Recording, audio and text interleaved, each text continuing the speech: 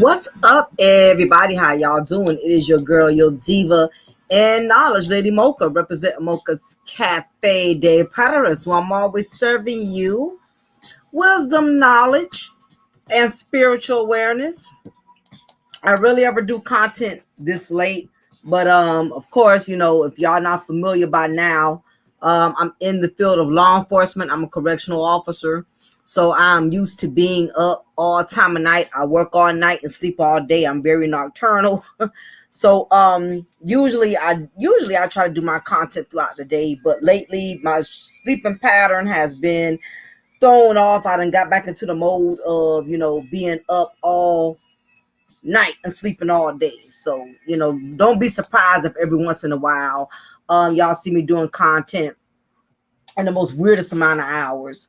But I've been meaning to do this particular content because it's been weighing on me for quite some time. There's been a lot of certain specific individuals being exposed for pedophile behavior. There's been predators in high places and high positions that are getting exposed for pedophilic behavior. You have grown men, adult men in high places and high leadership positions that are being exposed for being predators and having pedophilic behavior tendencies. So I definitely want to talk about it. And this is not my first time addressing a specific issue. I've done content on pedophilia within the Black community. And one thing about the Black community, we like to sweep issues up under the rug, especially if it's not issues that are beneficial to us. If it's not something entertaining to us, we don't feel the need to speak upon it. We don't feel the need to look into it. And this has been going on for quite some time. I don't know why everybody's acting so shocked all of a sudden because you're hearing about these social influential leaders who are getting exposed for messing with underage children, these pastors, these politicians, these celebrities, men in the industry. This has been going on for quite some time. So I really want to talk about predators and high places and masculinity corruption. I know a lot of y'all are not too familiar with that term, but trust and believe I'm definitely going to go into masculinity corruption because that's another issue we have within the Black community. It's a lot of masculinity corruption going on. So I wanted to get into talking about these pedophiles, these men in high positions that are getting exposed for pedophilic behavior. And what a lot of people don't understand is that the 4 P's can become 4 of the most dangerous elements to pedophiles that are influential leaders to the Black community. This has been going on for centuries. Men that have power, clout, and popularity in the industry using their notoriety to lure underage, inexperienced, vulnerable females into their web of deception. So when we talk about these Black community leaders, first of all, we need to discuss what type of Black community leaders. And it's very simple. You have different types of leaders. One type of leader is what you would call a spiritual leader, pastors, evangelists, these mega pastors over these mega industry. Basically these so-called, evangelists, a lot of them have been getting exposed. We've seen it. We've seen Bishop Eddie Long. We've seen him fall tremendously from grace when he was exposed for having, inappropriate relations with a lot of the younger men within his congregation.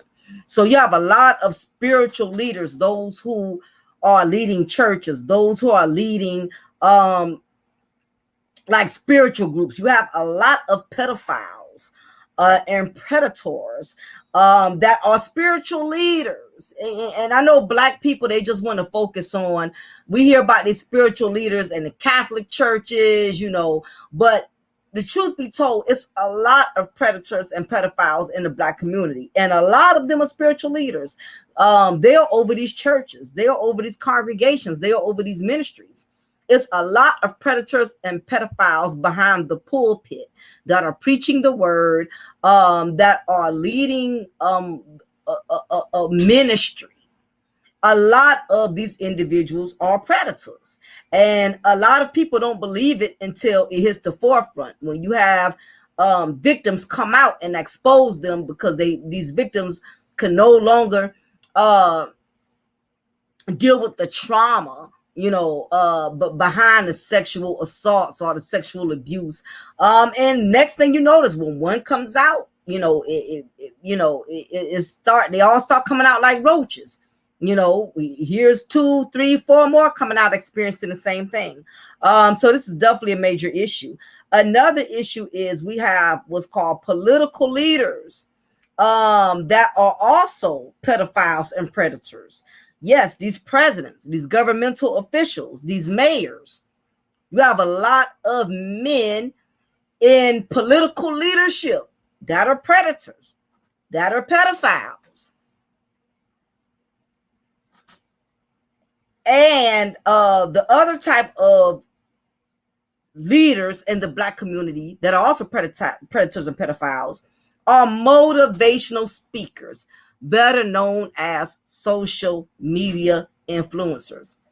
I cannot begin to tell y'all how many of y'all most popular content creators, people who y'all worship, who y'all treasure, who y'all adore, they keep getting exposed for pedophilic behavior. Every year you turn around, there's someone, a popular content creator, whether through YouTube or through Twitter, Instagram, Facebook, they're getting exposed every year, and the thing about it is a lot of y'all act bewildered and y'all act surprised when these individuals get exposed. Y'all don't want to believe it, especially the Black community. The Black community is always in denial, especially when it comes to people who they support, who they worship, who they treasure. Black people are so easily to manipulate.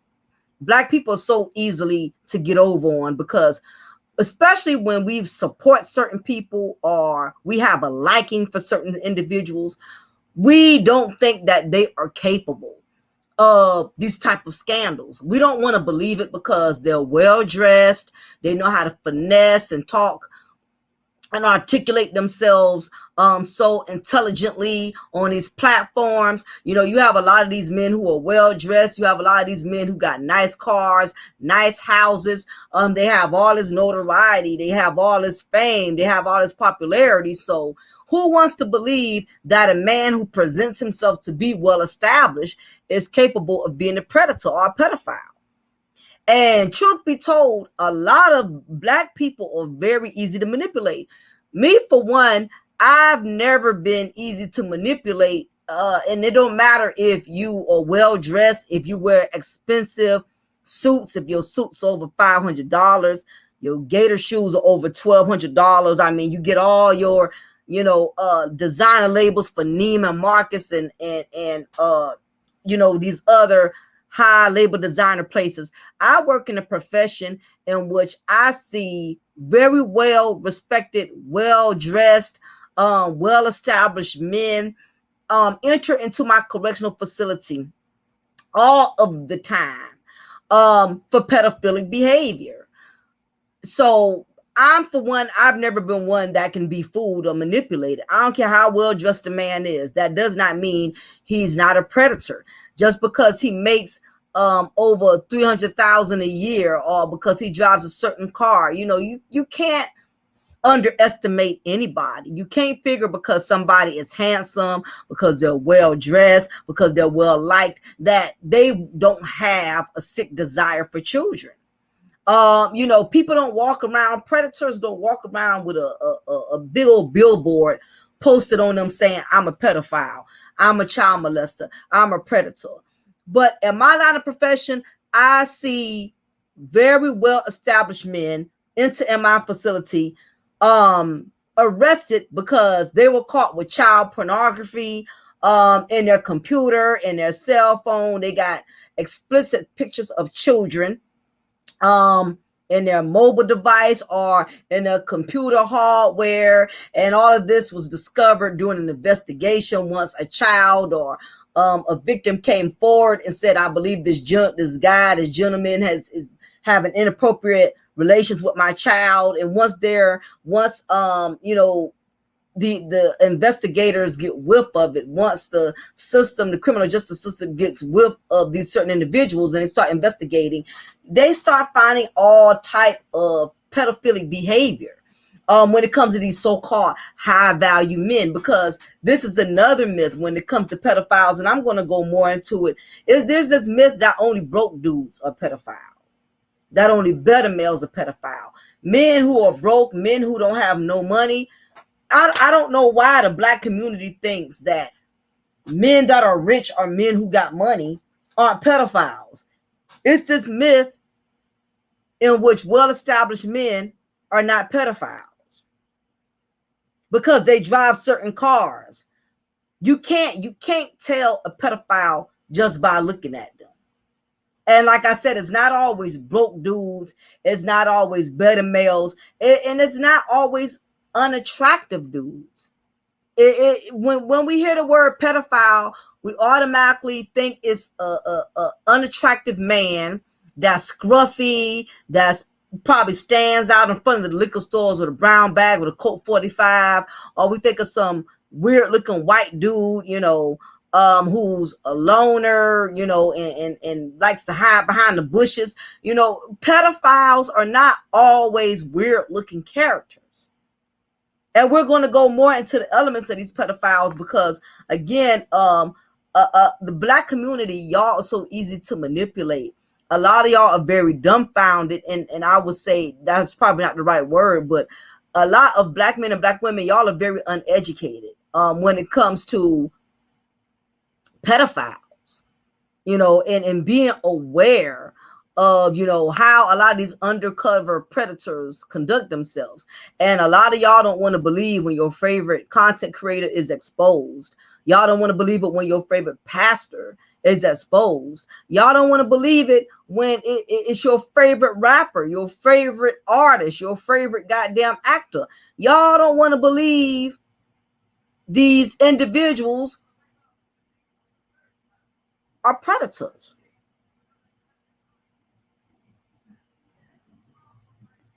Are pedophiles. So we're gonna get more into talking about that. So I want to get back into talking about these 4 P's. The 4 P's. And what I mean by the 4 P's is that anyone that is in leadership, you're in other words, you can be a pastor. You could be a popular content creator, social media influencer.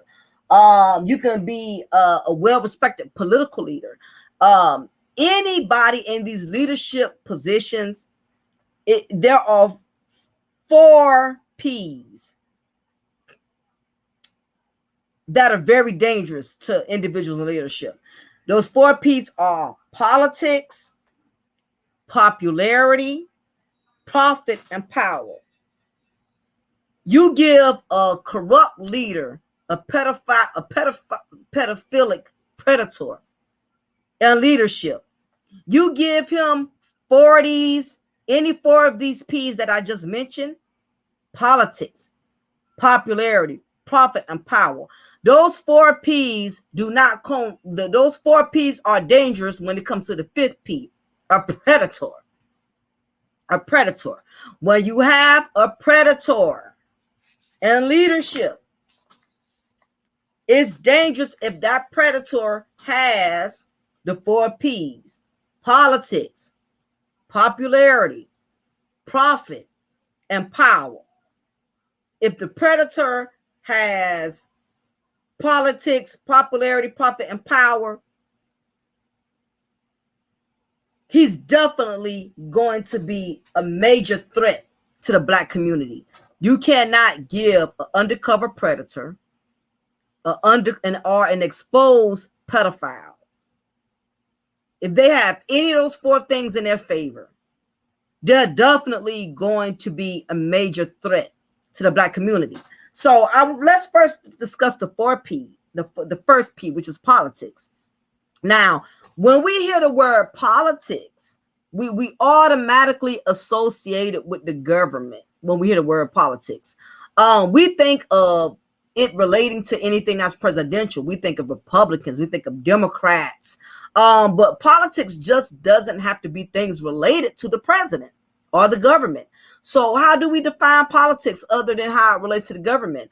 For instance, I can create an organization, okay, or a movement. This is just an example that teaches Black women against Black men that would prefer to date outside of their race. I can create my own organization where I am teaching Black women to not date men of their own race, but to actually date men outside of the race. In order for me to create this type of organization, if I wanted to promote, this is just an example, nothing I would do personally, but if I wanted to promote that type of organization, I would have to get women or other people on my team who also agree with the purpose of my organization in order for me to build my movement. I cannot start this type of movement or organization to teach Black women to date outside of their race to seek more interest in interracial dating. I cannot do that alone. I would have to get other people to join me. And this is when politics start coming into play, is when I can get a group of women or individuals who also share my ideologies, who also believe that, yes, Black women do need to start exploring their horizons and they need to start exploring their options. But again, I would have to have women on my team to help me to build this type of organization. So what is the government? The government is the exercise of control or authority over a group of people, meaning that if I'm going to create this organization, I'm going to have full authority. In other words, I'm going to have to make it enforce laws, policies, and procedures within my organization in order to have control over it. And that's the same way the government works. The government has the power to make or enforce laws over our over our country. They have the control to make and enforce laws over the land, over the people. So the government overall makes the rules for the country, just like I would as a leader. I would make all of the rules. I would basically set the tone for how I want my organization or how my platform, how I would want it to operate. So again, I know y'all are wondering, what does politics, what does that have to do with me talking about these predators, these pedophiles in leadership? Leaders are created off of a foundation in which a group of people who also share and idolize the opinions, morals, principles, and ideologies of the leader. What's up, Queen? How you doing, ma'am? I know this is super hella late, but I'd rather get on YouTube late when there's not a lot of traffic going on, because it seems like throughout the days, it's just too much going on. So, I want to go ahead and do it while it was kind of late. But for instance, if I have a strong dislike for Black men and there's a woman who has started leading a movement that is also against Black men, I'm most likely going to support her. And that's really how the Black community operates. We're only going to support people who support our ideologies. If you have an issue with Black women and you're anti-Black women, there's plenty of brothers in the YouTube sector that have platforms, that have channels built specifically on that. And if that's something you are interested in, it's plenty of them that are doing it. It's plenty of Black male content creators that promote anti-Black woman content, when content that speaks negatively of Black women. And also, if you are a Black woman and you're anti-Black man, you don't care for Black men, you have totally given up on even seeking Black men, there are plenty of sisters within the Black YouTube sector that has platforms and channels specifically built off of Black male non-worshiping content. They preach faithfully on Black women, not supporting Black men, or not praising Black men, or supporting, or having any interest in Black men. So there's many spaces within the Black sector that's going to support certain individuals' ideologies. You know where to go if you want to hear content that's going to bash Black men. You know what platforms to go to if you're going to want to listen to Black men bash Black women. We all got a space where we can go to be in the presence of those who support our bitter ideologies, okay?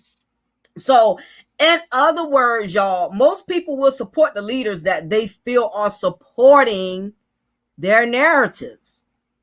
Even if those narratives or ideologies are toxic, good or bad, they will support it.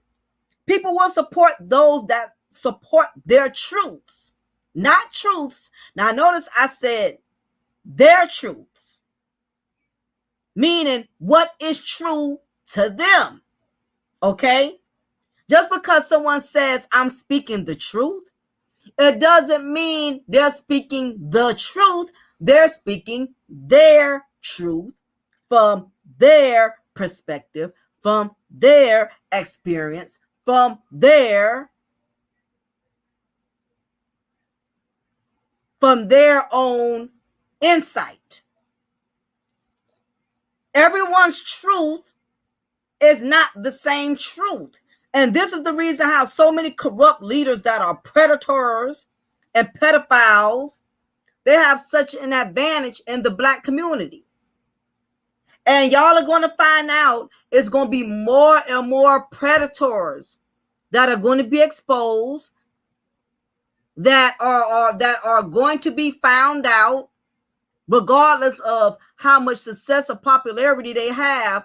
Slowly but surely, eventually, their undercover demonic lifestyles that they live behind closed doors, the kind that they don't share their real lifestyle on platforms on social media. They only present themselves to be a certain way on social media, but behind closed doors, they're living a whole totally different life. Exactly, Queen. The conscious community is imploding since Mr. Polite. It is what it is.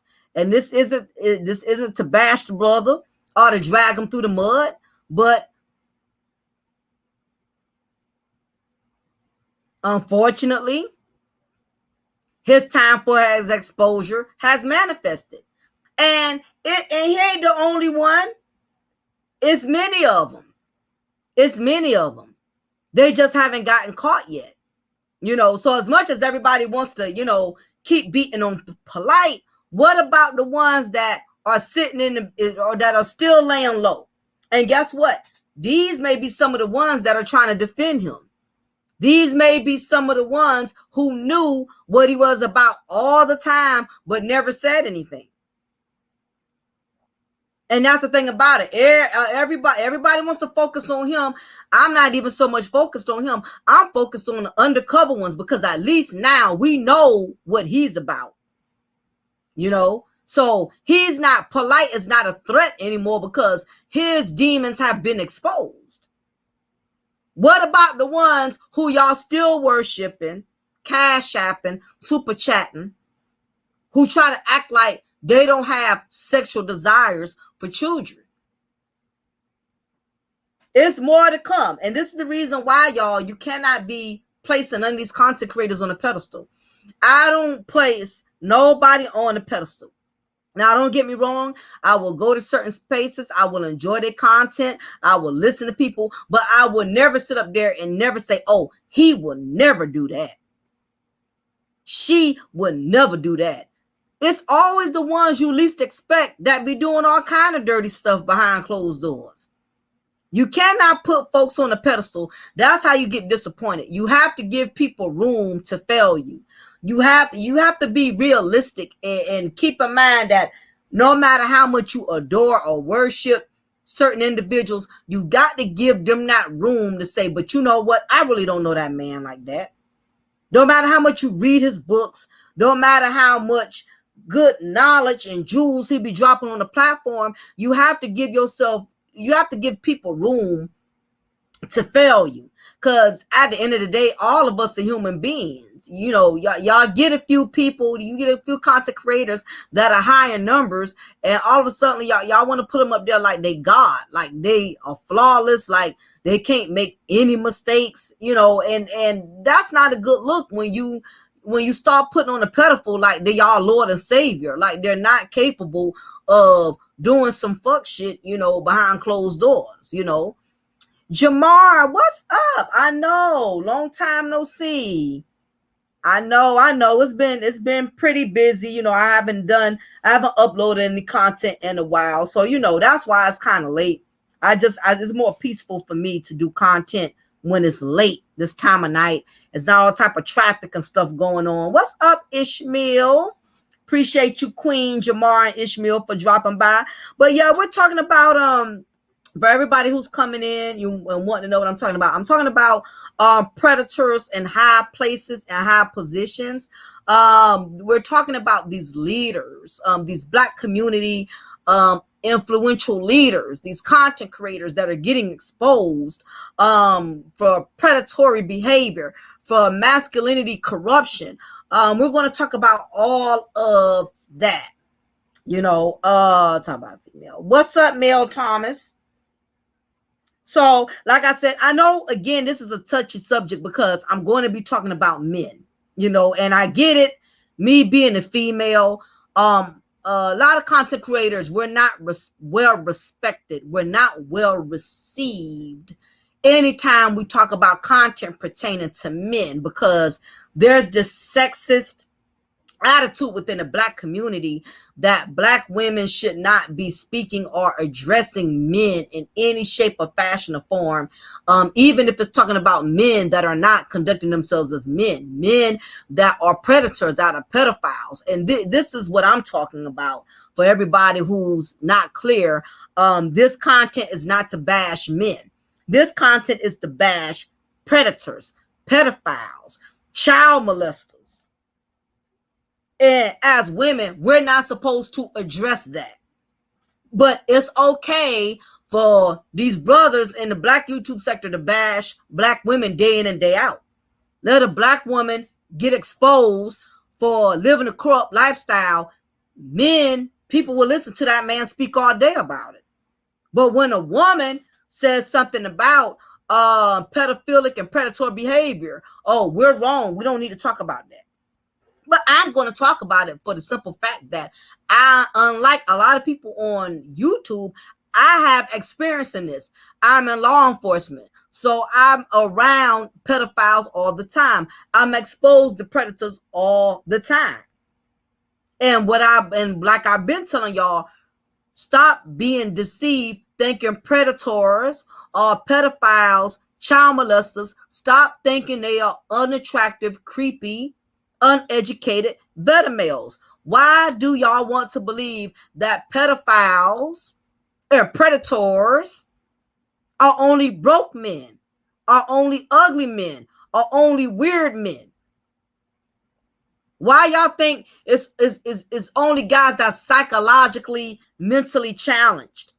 No, I'm going to tell you who the pedophile and predators are. It's the guys who y'all worship. It's the guys who y'all wear respect. You know how many men come through my jail facility that are well respected, got good jobs, are married, handsome, well dressed, and underneath all of that, they are predators. They are pedophiles. They love children. And I don't mean that in a good way. They desire children sexually.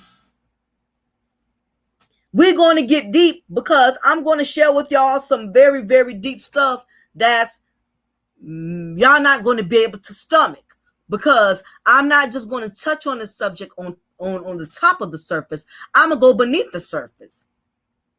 So I'm going to be very detailed and explicit about the details with these pedophiles when it comes to your daughters.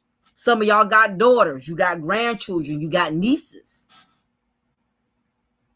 We ain't talking about thoughts, okay? We're talking about young women that are still innocent to life, that are still innocent to the world, who don't have the experience or the maturity to conquer these sexual predators that are making sexual advances towards them. Yes, a lot of pedophiles, queen, are married. They have wives. How I know? Because when they come in my correctional facility and I see they've been charged with child pornography, they've been charged with incest, they've been charged with child molestation, they've been charged with statutory rape. And when I look at their profile, it says married. All right? And let me tell you something. Most predators are high-value men. Y'all not ready for that conversation. We just want to talk about the better males being pedophiles. We're talking about the better males being predators. But I'm here to let y'all know I hate to be the bearer of bad news. It's very nice-looking, attractive men, black and white, that come in my facility. You wouldn't even think, if you saw them standing in Starbucks ordering the goddamn caramel macchiato, you wouldn't even think, just looking at them, that they get down like that. And you would think, you would think after being in the profession of law enforcement for 3 years that certain stuff just shouldn't shock you. But I'm always amazed when I have an inmate enter my wing.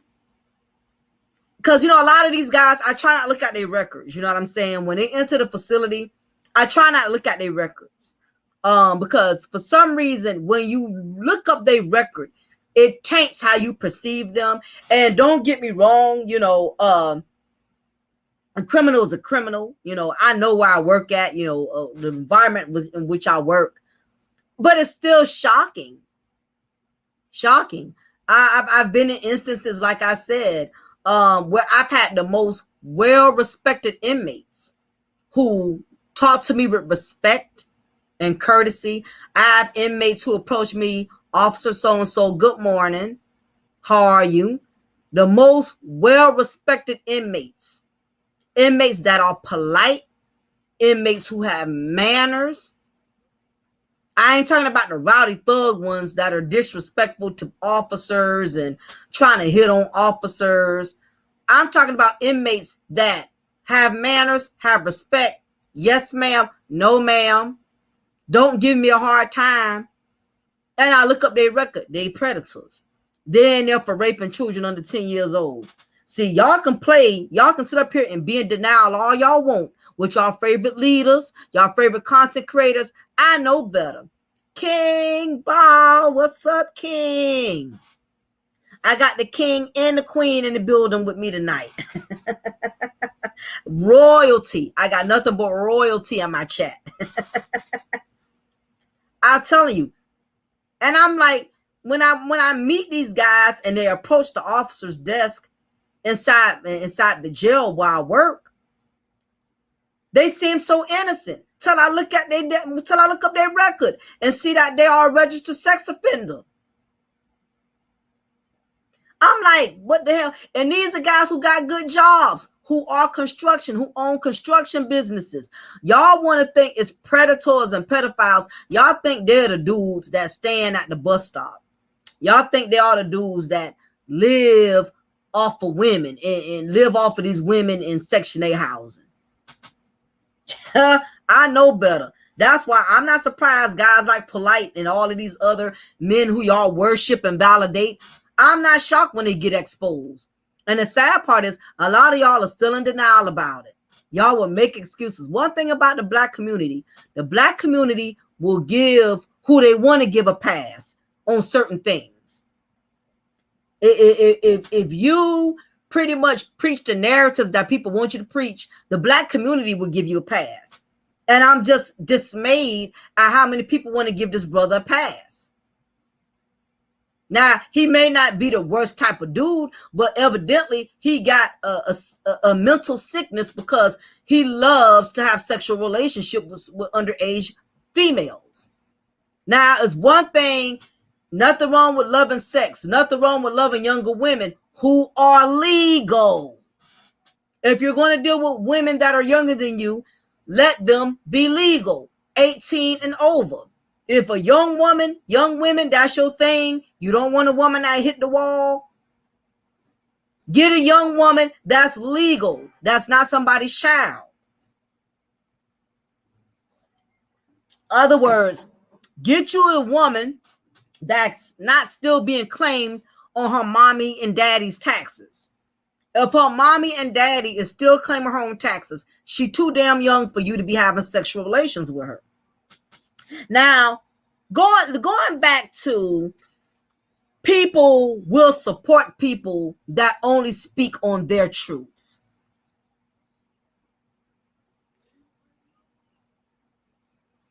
Again, everyone's truth is not the same. And this is the reason how many of these predators and pedophiles have been able to infiltrate the black community.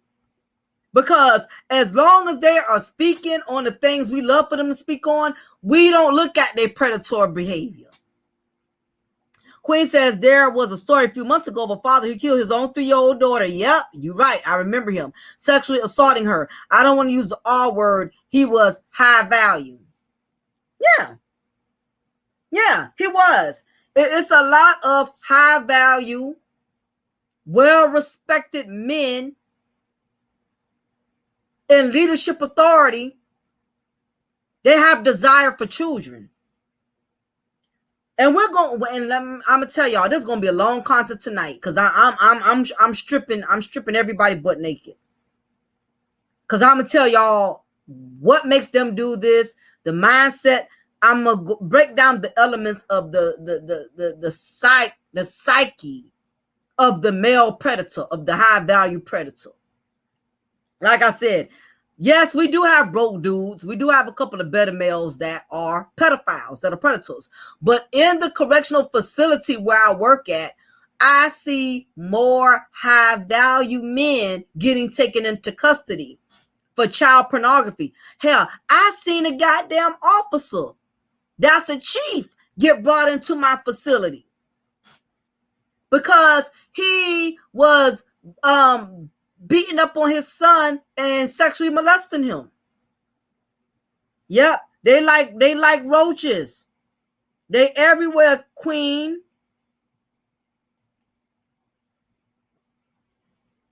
Another woman at my old job had to leave because her husband was busted in the child pornography ring. Yep, that made the paper. Oh, Lord. That got to be something. They had a child. She moved away and divorced. Oh, it's scary, honey. It is scary, queen, because you just don't know. You know, as much as I would love to say I've been with my husband 22 years, it's scary. You just don't know what a person is truly capable of. And again, I work in a jail where I see these high maintenance men with nice jobs, with good careers, got high leadership positions. These men love children. They love young females. No, I ain't gonna say young females because that's dressing it up. They love young children. Because we're not gonna butter this up.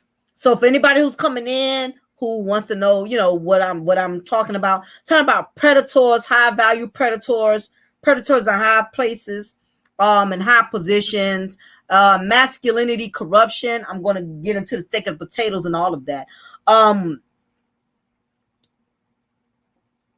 Corrupt leadership or predators in leadership is cancerous to the Black community.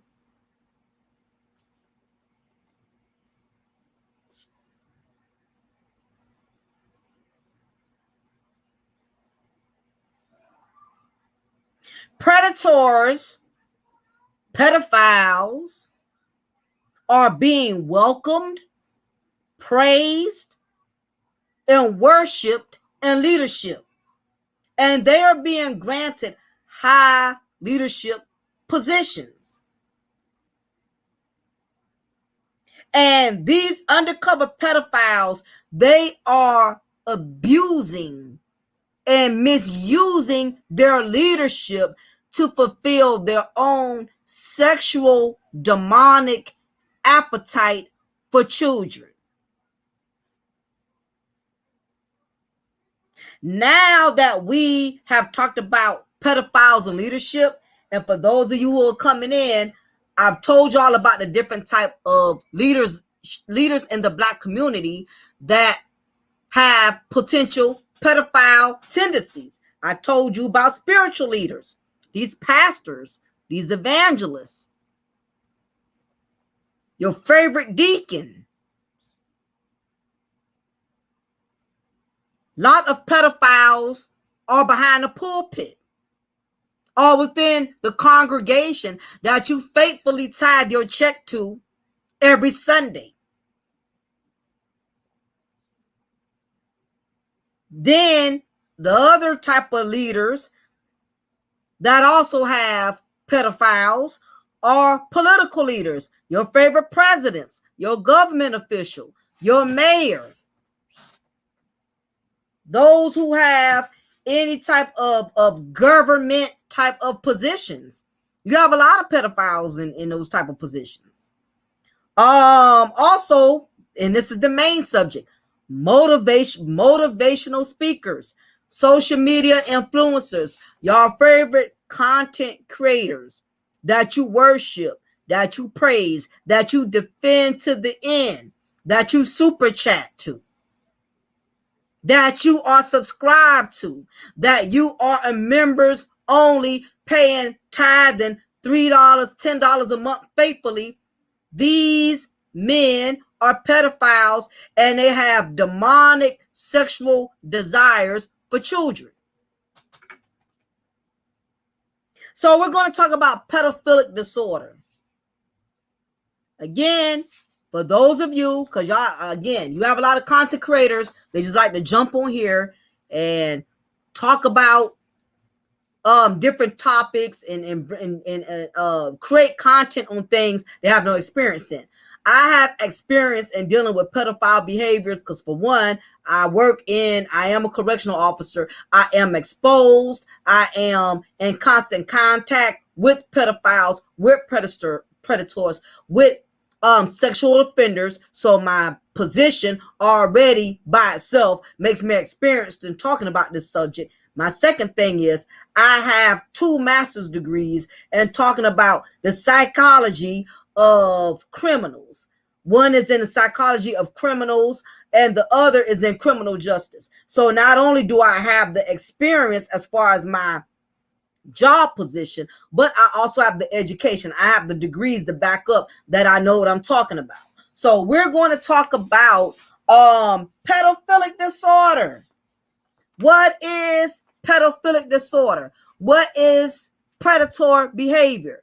My Black people, since y'all want to sweep this up under the rug and y'all want to act like it don't exist, or y'all want to give y'all favorite pastors or y'all favorite content creators who y'all super chat and donate to faithfully a pass, we're going to address it. Queen says underage is underage, but I have a question. From what you see, Mocha at work, is there a difference between the men who prey on teens and the men who prey on children or younger? Okay, yeah, there is a difference psychologically. Okay, law-wise, to break this down, for one, it depends on your state.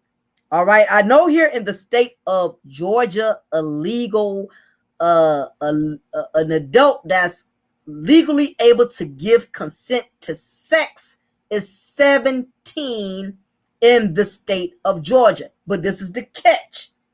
17 meaning she has mental understanding of agreeing to having sex with a man. For instance, let's say if I'm a 17-year-old and I'm hot in the ass and I'm letting this older man smash, and he's not raping me, he's giving me money, he's being my sugar daddy, and I'm 17, and so happened my parents that I'm still living with find out that I'm smashing the sugar daddy.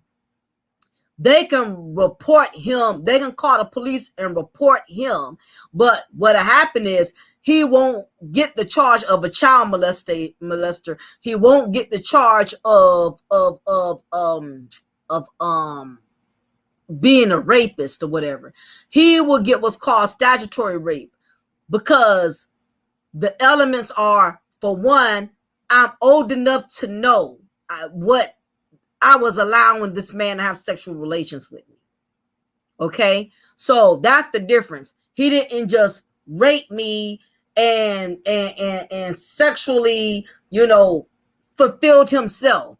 I gave him permission and I agreed, I complied with having sex with this man. The issue is, even though I'm not a baby and I'm not under the age of 16, the problem is I'm not 18 and I still live with my parents. So I wasn't the one who reported him.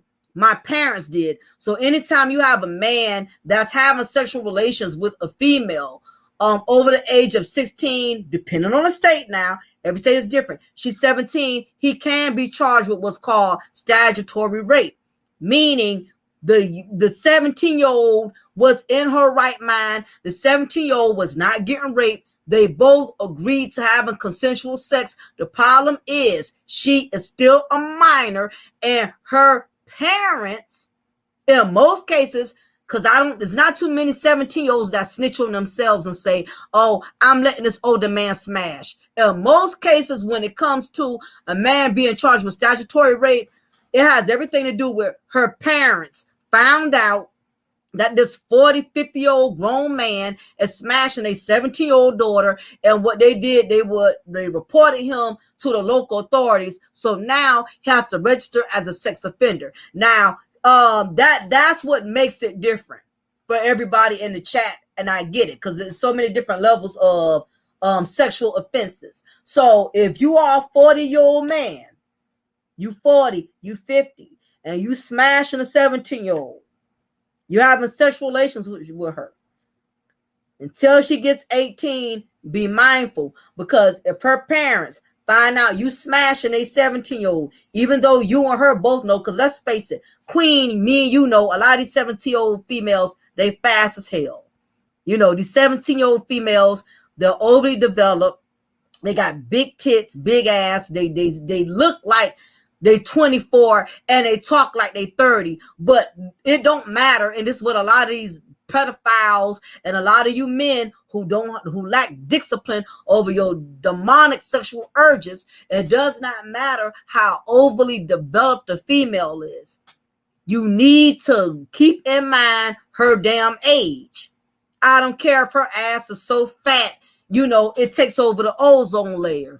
Keep in mind that is a child. And if you want to be a 40, 50-year-old man and have to register as a sex offender, who wants to have to register as a sex offender and you're in your 40s and 50s? You're too old to put yourself in a position where you have to register as a sex offender.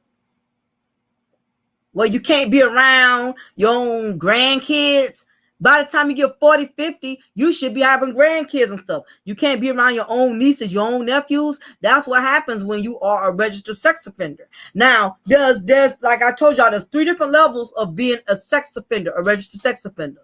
You got level 1, level 2, level 3. Now, the one queen had asked me a question about, as a statutory rape, anytime a man is charged with statutory rape, you become a level 2 registered sex offender, which means you're not a great threat, but at the same time, you are a threat because you are willing to deal with children who are still under the care of their parents, if that makes sense. If she still stay with her mom and daddy, I advise you not to have any sexual relations. And if you just got to smash her, you better wait till she turns 18. Ain't no piece of ass worth having to be a permanent registered sex offender, and where you can't work certain places, you can't be around your own nieces, your own nephews, because you're a registered sex offender. You can't be around no children. You can't go near a playground. You can't go near Chuck E. Cheese. Who wants to live like that? That's the worst type of charge. It's one thing to get a probation violation where you can't go to the bars, or your PO tells you whenever you move, you got to let them know. But the worst type of probation is being a registered sex offender, because you're so limited. You can't go nowhere where there's children. And that's a hard lifestyle to live because children are everywhere. Queen says, I wonder if that's how R. Kelly worked that out with the parents and avoided prosecution so long. And that's why I'm glad you brought that up, Queen. This is why I'm talking about this, because there's too many predators in high places. They're in the industry, they're in the churches, they're here on YouTube with over 200,000 subscribers.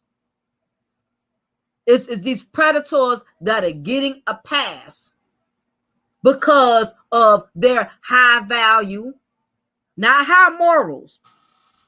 Y'all notice I said high value, but not high morals. There's a difference. You can be high value in money, but do you have high morals? And let's face it, most people that have a lot of money, they don't have a lot of morals because they think they can buy their way out of everything. My oldest daughter is 27, and the female that age or younger is off limits. That's how I feel. I really feel like I can't speak for all men, but I feel like if you're going to get involved with a younger female, she needs to at least be 30. But I get it. That's hit the wall. I'm not a man. I don't have a penis. So I can't really speak on that. Because most men be like, what? I got to wait till a woman 30. She done hit the wall by then. I ain't got no purpose for about it. I mean, just put it this way, just make sure they're legal. Make sure they ain't staying with their parents. Now, we're going to talk about pedophilic disorder, because a lot of y'all are not clear on what the hell a pedophile is. A lot of y'all supporting y'all pedophile. Y'all go to the church with y'all favorite pedophile. Y'all super chatting y'all favorite pedophile and predators. So we're going to talk about that. Yes, I just learned there was a bill to ban sex offenders from social media. It was said to violate their First Amendment rights, and it wasn't allowed. Exactly. Most predators, within the state of law, as a registered sex offender, most of them, by law, are not supposed to have access to social media. Like I said, if this Mr. Polite, whatever his name is, I don't know. I'm not a fan. I don't watch his content. I don't know. But if it's discovered, because allegedly, we got to use that word, allegedly, even though the DNA don't lie. DNA is a mother. Once they have that semen, it has exposed the demon. Once they have tested that semen, it has exposed that demon. What I'm saying is DNA don't lie. Women will lie. People will lie. DNA does not lie. Your semen, your sperm, it belongs to you. Every man has his own DNA, has his own sperm. When you nut in a woman's mouth, that nut belongs to you. That's your DNA. When you skeet in a woman, you rape a woman, have sexual relations with a woman, and you didn't use any protection, your DNA is going to snitch on you, man. Your DNA is going to rat your ass out every goddamn time. We're going to talk about these pedophiles and predators. Okay, so let's talk about the pedophilic disorder. Pedophiles characterized by recurring, intense, sexually arousing fantasies, urges, or behavior involving children. Now, I know y'all want to sweep this up under the rug because nobody wants to talk about their favorite content creator. Nobody wants to talk about the individuals who they worship and praise and super chat too faithfully. But the DNA will give your ass away every time. You know how many excuses I hear in the jail when these men get arrested and they enter inside my facility? And it's the same excuse. I didn't do it. I wasn't there. She lied on me.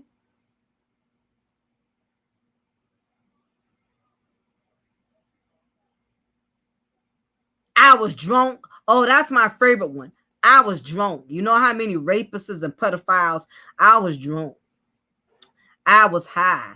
This is one of the reasons why once you register as a sex offender, you're not allowed to smoke. You're not allowed to drink. You're not allowed to indulge in any substance. You're not allowed to have you're not allowed to use alcohol or take any other drugs. You're not allowed to use any drugs as a recreational use. You cannot drink. You cannot smoke. Nicki Minaj's husband is a registered sex offender. If he get caught with a bill in his hand, he going back to prison. That's how real the shit gets. Y'all can play with it if y'all want to. If this Mr. Polite, if allegedly, if all this stuff is true, his social media, all that is gone. All the super chats and everything y'all been giving him, that's done. You're not going to be able to super chat anymore. Okay, so basically, the pedophile, he's aroused off of having sexual fantasies or urges involving children. That's one of the character traits. Now, let me tell y'all something else for all of y'all pedophile, predator non-believers. Because y'all don't want to believe y'all favorite rappers, y'all favorite actors, y'all favorite celebrities, y'all favorite content creators.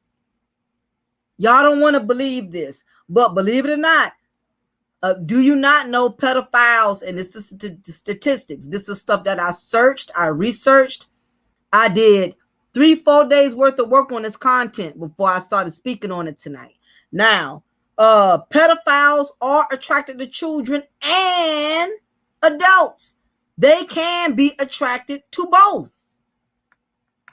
It's this misconception now, only pedophiles are attracted to pedophiles. So meaning the high value man, yes, he can go around posting pictures with beautiful women, saying I love women, how many women I got. He can be with a woman and still have sexual urges and sexual arousal for children.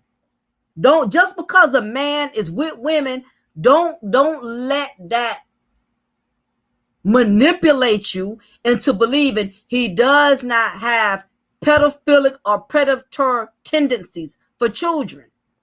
Because a lot of predators are using women as a prop.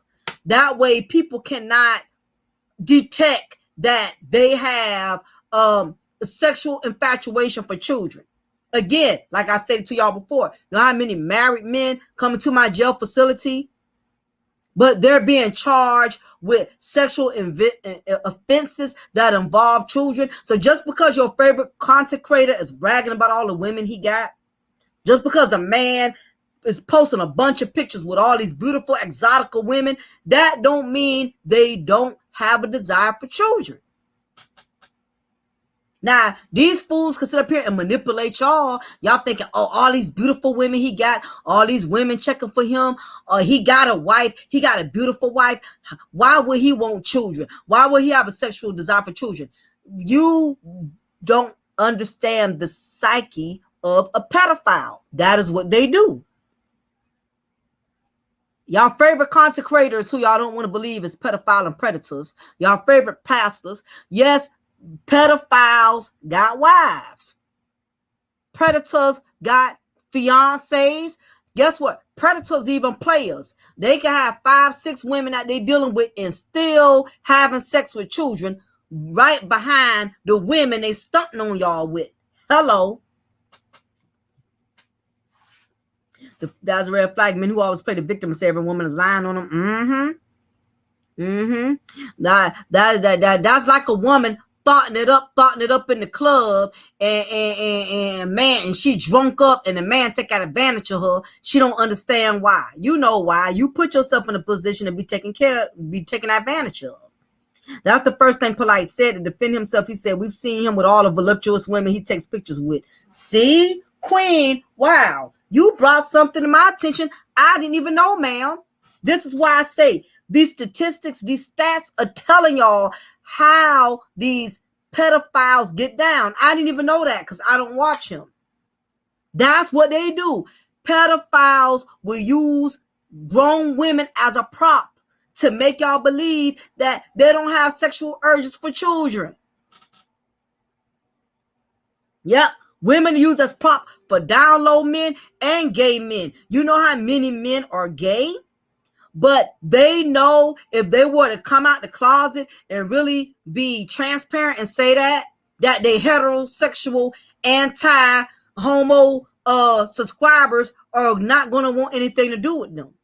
So they will talk about women. They will bash women. They will make it seem like they have an interest in women. So their lifestyle, their undercover, their alphabetic lifestyle is not questioned. Same thing with these pedophiles. Man, all these women I got, what make y'all think I got to be a pedophile? All these beautiful women around me. You know how much chicks I'm smashing? You know how many women who want me? I'm a good-looking man. All this money I'm making. I'm a high-value man. Well, I got to smash these low-value broads. Look at me. Look at the money I make. Look how big my YouTube platform is. Y'all think I'm such a better male that I got to smash children? Yes. That don't mean shit. That's just a camouflage. And a lot of y'all dummies who are simple and who worship and praise these individuals, you're going to be manipulated. You're going to overlook that. Man, all them women he got. Yes, these dudes will stunt and show you how they traveling to Bermuda and Puerto Rico, taking pictures with all these Latino women, and they're smashing a 12 and a 13-year-old. Stay woke. A lot of black community, y'all hibernating. Y'all sleep because y'all want to be sleep. Secret desires of men can be dark and twisted. Absolutely. And just to mention, and we'll talk about it another time, and I've done content on it. I talked about females who are also pedophiles. I talked about that. I talked about Jada Pickett. I talked about that. I talked about, believe it or not, you do have some females that are registered sex offenders in my facility, but the men outnumbered. But we're going to save that topic for another day. I felt I needed to address that. And just in case there's a dude that come in here thinking I'm being feminist and I'm only talking about men, I never talk about women. I've done content on females that have also been involved in pedophilic behavior like Jada Pickett. So don't come over here with all that foolishness because I've addressed that. And I still got my content on that. You can look it up where I talk about women who partake in pedophilic behavior. All this line. Man, all these women I got, man, I don't need, well, I'm gonna mess with these little girls for. Now, R. Kelly is talented. R. Kelly is talented. R. Kelly is handsome, but he loves children.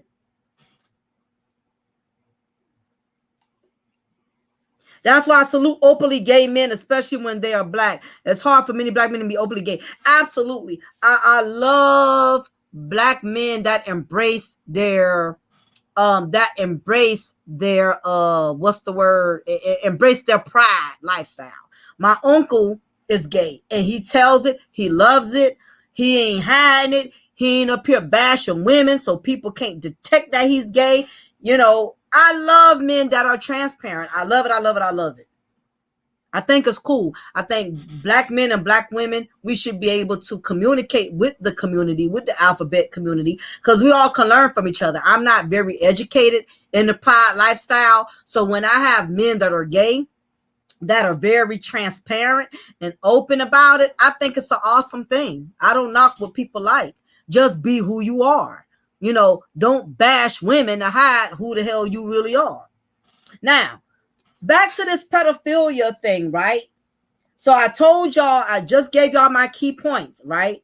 Just to refresh y'all, I just said the pedophile, he has intense sexual arousing fantasies or urges for children. Then I also stated that the pedophile can indeed have women, can indeed be married, can indeed be smashing multiple broads and still have sexual desires for children. So I don't give a damn if you got a wife. I don't give a damn if you want to brag about all the women you see all over the state. That does not mean you ain't smashing children. Because R. Kelly could have had all the grown women he wanted. He had sexual demonic urges for children. There's a demon in that semen. There's a demon in the semen. Men, learn to have discipline. Make sure your urges aren't inappropriate. If you're around a child and you're feeling funny, you're feeling inappropriate, you're looking at this 7 or 13-year-old in an inappropriate way, you better go seek help immediately. Because there's no way in the world that a grown man should be desiring a child, a 12-year-old, a 14-year-old who's just really at the prime of her life. That's not all the way emotionally developed. Something is sick when a man wants a child who cannot mentally please him as a man, who cannot mentally reason with him as an adult. Something is wrong with that. Y'all can sweep this up under the rug because it's y'all favorite content creator and all this other stuff. Well, I'm not about to do that. I don't care if you're a millionaire, if you're a celebrity, you're an industry a producer. A pedophile is a pedophile. Exactly, Ishmael will sleep with anyone. Now, the law generally considers a person over the age of 18 to be committing statutory rape if the victim is 16 or younger. And I talked about this earlier because Queen already brought this up about what's the difference between statutory rape. So I'm not going to repeat that again. Again, it varies from country to country, to state. I know in the state of Georgia, 17, that underage female has to consent. All right. So being a child molester and statutory rape, like I said, is not the same thing. Child molestation, you totally took advantage of a child. You can't even, this is the thing, as a predator, as a pedophile, you can't even justify.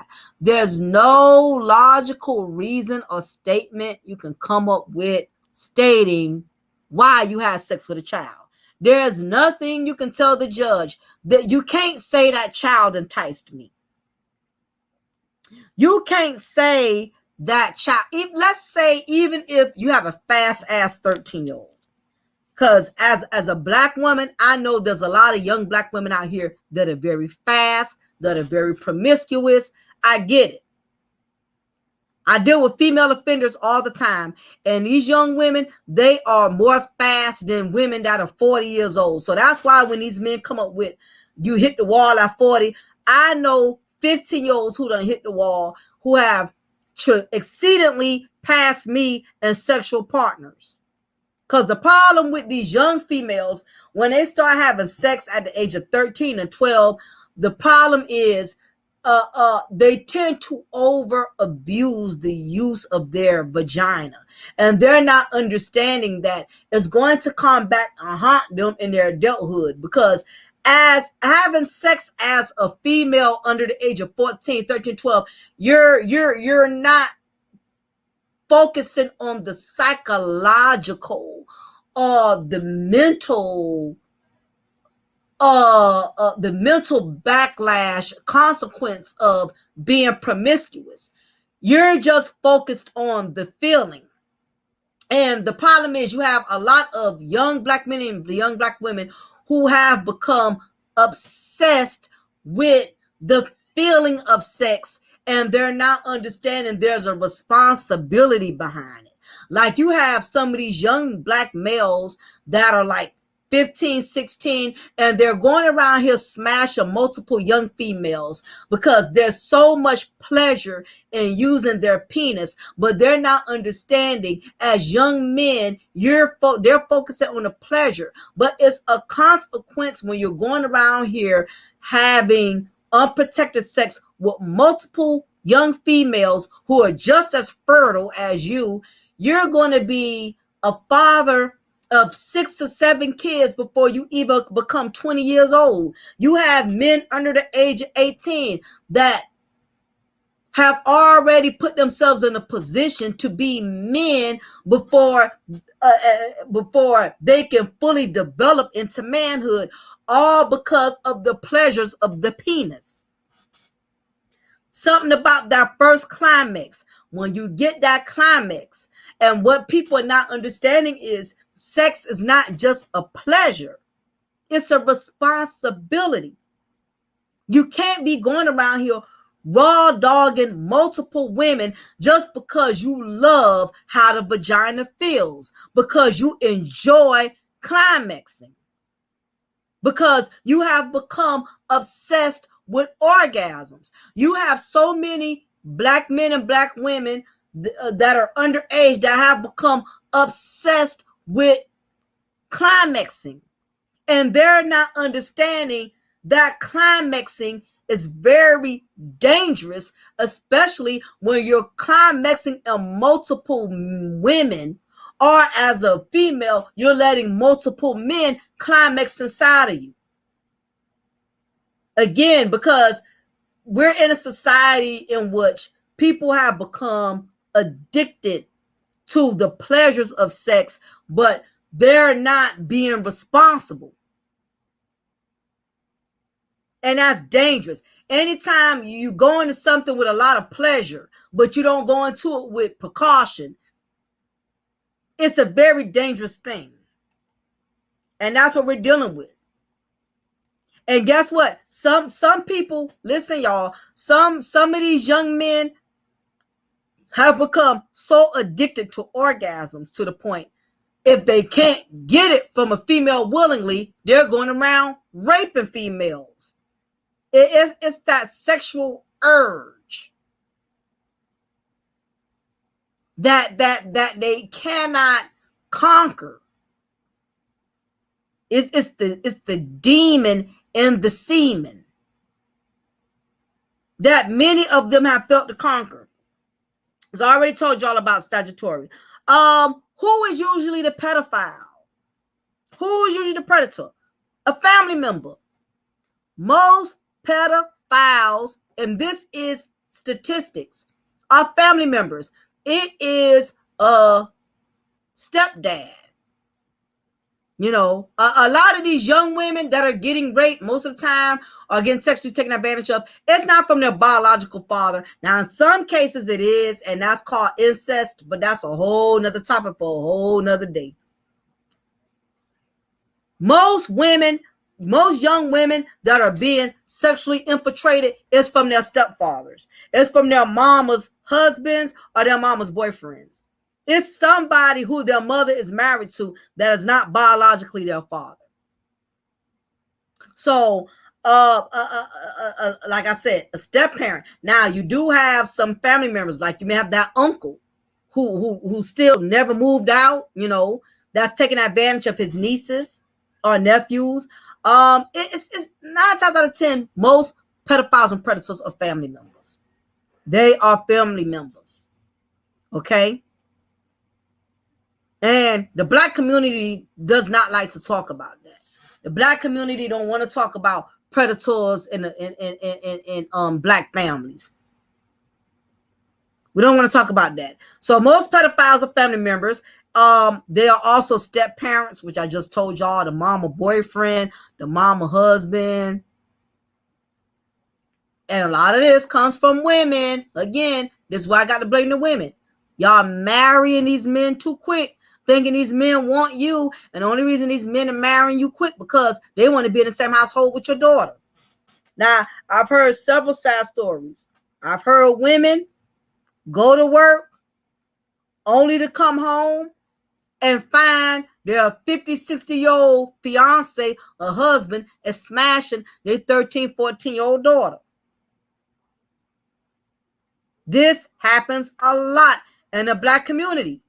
You have a lot of women up here rushing down the aisle. Anytime a man is so eager to marry you, these men, they're not even interested in marriage hardly. So if you find a man that's way too eager and wanting to hurry up and get down that aisle, it's something you might need to question, especially when you got daughters. Your daughter staying with you, 15, 16, your daughter is overly developed and is attractive. He knows he got the predator. That's how the pedophile thinks. He has to get in good with you in order for him to get to the main prize, which is your daughter, which is your child. Sad part is he'll probably get away with it all. He just needs a doctor to say mental health issues and he could go free to go. Yeah, Ishmael, that's the bad part. And you brought up a very significant point. A lot of these pedophiles or predators, the law is not taking it serious. I've seen a lot of registered sex offenders violate their I've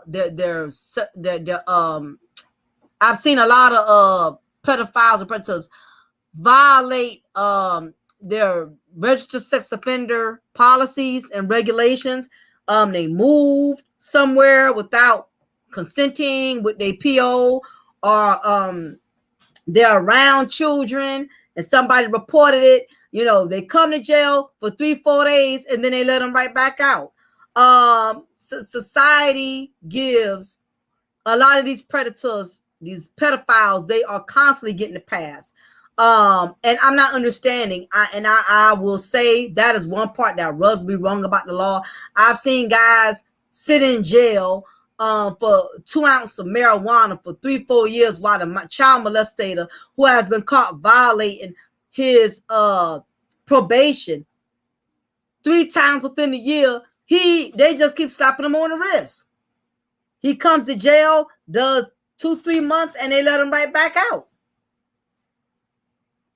So I really, honestly, Ishmael, I don't trust the law. I work within the law. I don't trust it. I've seen too many child molesters get off. I've seen them, violating a PO, do time for a couple of weeks, and they right back out on the street. So you're right. You're right. Latino family Susans, they all have one family. Oh yeah, absolutely. And it happens a lot with Hispanics too. Mexicans, it happens a lot with them because all of them are, usually up under the same roof. Men wanting to get married quick is definitely a red flag. He wants to prey on something, your kid, your money. Yeah. And you have some black women, they so damn desperate. Soon as a man want to put the ring on it, they running down the aisle. I mean, they run into the aisle quicker than the big girl going to a buffet. They got their plate lined up and ready. I'm like, wait a minute. You don't know this man like that. You may need to, he's too eager. I've seen it happen twice. I've seen it happen to 2 girlfriends of mine. 2 men that were so eager to get married. They are married to a goddamn nightmare to this day. One of my friends, she passed on to be with the Lord. But, I've seen women who have met men who was so eager to get married. They rushed him down that aisle and he ended up being their worst nightmare. So women, we got to be careful with that desperation. Okay. And the last, who is usually the pedophile? People with authority, teachers, coaches, pastors, these popular social media content creators known as influential social media leaders. Most people in authority, officers, yeah, I will say it. Those who are within the law, just because somebody got a badge, just because somebody worked behind the bench with a robe, that don't mean they're not pedophiles. Yes, we got pedophiles in law enforcement. There was this big, it was this big situation. It happened on the news when an officer picked up a 13 or 14-year-old. I don't know if she was a runaway. I can't remember the situation, but he picked her up, brought her into the jail, and I can't remember the story, but I don't know what the hell he was thinking. They had her in a holding cell. I don't know if she was kind of drunk or high, but he, a white officer, he took advantage of this young lady. He raped her right in that holding cell. He raped her. Restrained her where she couldn't defend herself and couldn't fight him off of her. And that was a mess. I mean, I can't remember that story. I'm gonna see if I can dig it up. But I remember he took her in custody and he raped her. So especially people with authority are more capable because of their authority. They know they're well respected. Like I said, these high profile community leaders, y'all favorite content creators who y'all worship and adore and praise because they have over 300,000 subscribers. These are the main ones that are going out here committing these sexual offenses because of their authority. They feel invincible. They feel powerful. They feel like because of who they are, no one's not going to do anything to them. R. Kelly, he felt like nobody was not going to do nothing to him because of his status as a celebrity. Same thing, Pastor Bishop Eddie Long. Only difference was, it wasn't little children, but he was taking advantage of a lot of the young men in his congregation. And we know he did because he would never come clean and he paid all them guys off. They settled it in court, which already that's admission, if you ask me, because, if you didn't do anything, why would I have to settle out of court with you? And Bishop Eddie Long took that to his grave. He would never admit. And all of these young men came out and Bishop Eddie Long, yep, I call him Bishop Eddie wrong. He was wrong for that. And I really think, honestly, I think the reason why Bishop Eddie Long passed like he did because his guilt made him sick. I really believe, I could be wrong, y'all, but I really believe if he would have been honest and confessed and repented, I think he would have still been here. He just couldn't have been on the pulpit. He would have had to step down. But I think he would have survived it. I think his guilt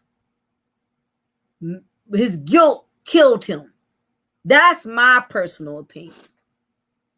Because it seemed like when everything started coming at him, all these young guys started putting him out here, all of a sudden you want to claim you vegan, you want to die. First of all, you wouldn't even admit to touching these young men and having inappropriate with these young men. So I don't expect you to be honest about your health, for you to be honest about your sickness. And it's sad, he went to his grave not setting himself free. That's the worst thing you can do is transition and go over to the other side. And you didn't make peace with all of your wrong here. Hopefully the gates open for him. I'm gonna say that much. Now, this is the next thing when it comes to pedophile and predators. There are different types of rapists, y'all. There are different types of rapists. All rapists are not the same. Rapist typologies are all different in their own way. Each offender is characterized by their behavior, the victims they choose, the reason they offend, and the risk of them reoffending. Typologies have been created to help service providers with creating treatment programs. So, y'all, we have 3 different types of rapists. For those of y'all who are not familiar with this type of offense, you have an anger rapist, a power rapist and a sadistic rapist. Now, I know this type of content is not going to get a lot of views because, again, anytime you talk about rapists, in most cases, it's pertaining to men. Okay? Now, this is not to state that there are not female rapists. There are. But whenever you talk about predators, child molestation, sexual criminal offenses, most men don't care for women talking about this type of subject. For one, because it exposes their demonic weaknesses. And for two, it's a touchy subject because most predators don't want to admit that they're predators. Most of them don't want to admit that they're pedophiles. There's not too many pedophiles that are going to come clean and say, I love children in an inappropriate manner. I love little girls, not young men. I love little girls because I can get them to sexually please me the way that I want. So, looking at the differences, talking about the anger rapist. Anger rapist, his characteristics, he's usually very angry about multiple things in his lives. Basically, he's a miserable soul. He's angry at women or may react to certain behaviors that the victim displays. Most anger rapists, they are male chauvinistic. They already don't have a care for women. They don't respect women. They lack skills with facing difficult decisions. In other words, they're not man enough or mature enough to be able to deal with their issues. They have explosive personalities and usually very verbally abusive to the victim as the race is taking place. They usually choose victims that symbolize someone they know. You have some rapists, they go around and target and attack certain women, especially if that woman symbolizes a woman who probably rejected him or a woman who challenged him. This is the angry rapist. Even if the victim isn't resisting or fighting back, they are excessive physical force.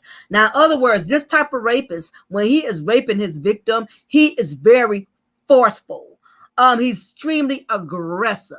I mean, he's ripping her clothes off. He's ripping her underwears off. He's very rough with her. I mean, listen, this is an uncomfortable subject. I know you men, y'all don't want to talk about this. Y'all want to talk about weaves and wigs and black women. I know y'all don't want to talk about this, and I know a lot of black women don't want to address this either. Y'all just want to talk about how no good these black men are and everything.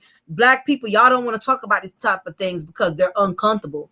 And if anything, it's having you to face things that you probably have not really dealt with as a rape victim or as a pedophile, as a predator. So the anger rapist, he's very rough with his victims. Again, I'm not saying it's good to have a gentle rapist, but it's worse when you have a male that's raping you forcefully. He's rough. He's physically beating on you while he's raping you, while he's forcing himself inside of you. I think it's one of the worst type of rapists to deal with because he's very brutal. It's already a very traumatic experience for a woman when a man is entering your body and you did not give him access willingly. You did not give him permission willingly. I think this is the worst type of rapist because he's very aggressive. He's very violent. Only thing when it comes to angry rape, it does not last long. It's usually not a long type of rape. And usually they use a weapon or a fist. They'll use a knife. They'll put a gun to you. Nicki Minaj's husband, that's what he did with his victim. He pulled a knife out on her and forced her, which is why he's registered as a registered sex offender level 2 because of the fact that he used a weapon against her. And most of the time, the victim is severely battered and bruised. This type of rapist, he beats the hell out of his victims while he's raping them. So not only he gets pleasure in raping the woman, but he gets pleasure in beating and attacking and bruising. All right. So for instance, you can have this type of rapist who's, as he's raping a woman, he's already forced himself inside of her. On top of that, he has boxed her, given her a black eye, or he's given her some type of physical damage prior to the rape or in process of the rape. So imagine being a rape victim. You're already traumatized by the fact you already have a man inside of your body, penetrating himself in and out of you. And not only you're dealing with that, you're dealing with he blackened your eye in the process, or he punched you in your mouth and knocked some of your teeth out. So that is a very traumatizing type of rape when a female is getting raped by an angry rapist. Now, another thing about the angry rapist, not only is he violent, not only does he beat the victims that he rapes, he usually does his rapes spontaneously. He doesn't plan them. You can be a female coming out the mall. You shopping at the mall and you walk into your car. Here it is. This dude runs up on you with a knife. It says, hey, you coming with me. You scream. You do anything, I'ma stab you. He comes up behind you with a knife on your neck. What you want to do when you're in that type of position? Nobody's outside to hear you. Because he waited at a good opportunity. He waited till it was 9-10 o'clock. The mall is closing. You're the only car out there. Most of the cars done left. Most rapists are very strategic. They know how to catch women and females at a very vulnerable moment. That's why as a woman, you have to watch your surroundings. When you leave the mall, you go certain places. For instance, when I'm leaving outside the grocery store, or I'm leaving somewhere late, or I'm going to Waffle House to get an omelet, before I leave out the building, and a lot of you women need to do this if you don't think about it, I make sure I already have my key in my hand. My key that I actually drive with is already out and ready. Don't wait till you get to your car and you got the bundle in your pocketbook for 20-30 minutes. You can have a rapist sitting in the woods. You know how much time that gives him to attack? Your key got to already be ready. So all you men, if y'all got daughters or whatever, please tell them that. She's at a certain place. She's at a party. She needs to have her key ready to go. Ain't nobody got time. 10, 11 o'clock. You still standing to the damn car door trying to find your key. And I get it. I have a full pocketbook with a bunch of stuff in it. My pocketbook stays so full. It takes me 30 minutes to find my damn key. So you do not leave that building until your key is in your hand and you're ready to go. Also, Ishmael says, a lot of these things could be addressed if they confront the people who gave the trauma to begin with, and maybe the curse will stop and not get to the point of making other people victims. I agree. Absolutely, Thomas. What's up, Jonathan? John said, my old youth pastor is a child predator. He took advantage of young children from ages 12 to 16. All boys who's married with a family, too shit. He got 25 years in prison. Jonathan just made my point. Didn't I tell y'all earlier that predators have wives? Didn't I tell y'all earlier that predators have girlfriends? Didn't I tell y'all that predators could have a woman and still have inappropriate sexual relations with children? He just proved my case again. I just said that. Thanks, Jonathan, because I just told them that. That's why these sexual predators, I got plenty of women. I don't need a child. I get all the PUSSY. I get all the so-and-so I want. I don't need a child. What I got to mess with a little girl for? Yep, but you do. But you do. I'm married. I got a wife. And so, know how many sexual offenders come in my jail and got children? You got sexual offenders who got children and will still rape other people's children. Sick asses. Now the anger rapists, most anger rapists is between 25 to 40%. Since we want to talk statistics. Now, the next rapist is called the power rapist. If anybody who's coming in want to know what I'm talking about, we're talking about predators in high positions. These leaders, these pastors, these popular content creators, how a lot of them are being exposed for sexual predator behavior. And because of their high value position, people want to defend them. People want to lie for them, cover for them. Talk about them. Now, the power rapist, he's very similar to the anger rapist because both of them love to feel in power and control. Most rapists do. Now the difference is power rapists, unlike the anger rapists who uses physical force to subdue or control the victim, the power rapist, he doesn't use physical intimidation. He just uses threats. Like rapists, if you don't give me some or you don't cooperate with me, I'm gonna kill you. He doesn't use a weapon or anything. He just threats. He uses a lot of threats. Power rapists, their victims endure less violence compared to the victims of the anger rapists. Like I said, rape is still rape. It's still a traumatizing event for any woman to go through. But a woman that is raped by a power rapist,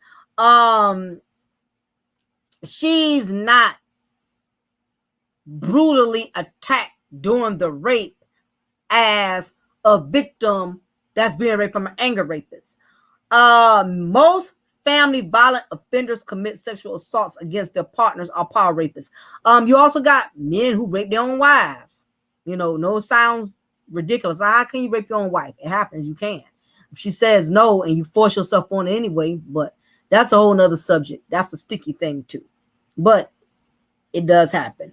Power rapists make demands and give orders. Other words, the power rapist, he's not going to use the same method of how an angry rapist would rape a woman. An angry rapist may say something like, bitch, you're going to do this. If you don't do this, why he has a knife to your neck, why he has a gun to your head. The power rapist, he just gives you orders. He's passive aggressive. There are a lot of passive aggressive rapists. You and a man can, y'all can be chilling at his apartment, on a date. Done had a good meal, y'all chilling and talking and vibing. Next thing he asks you, if he can have sex with you, and you're trying to, deny him of that. No, I'm not ready for that. I don't know you well like that.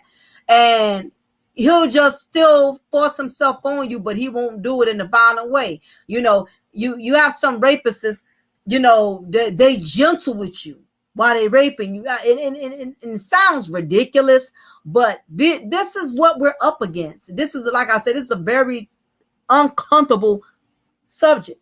But you have the passive aggressive rapist, to where a woman could be telling him no, but he'd be like, come on, baby, come on now, man, come on now, I really want this, man. Why you telling him no, he's steady pulling down your panties. He ain't forcing them down. He ain't yanking them off of you, but he's undressing you and making you uncomfortable, and you're in a weird position because you like, I'm in this dude's apartment.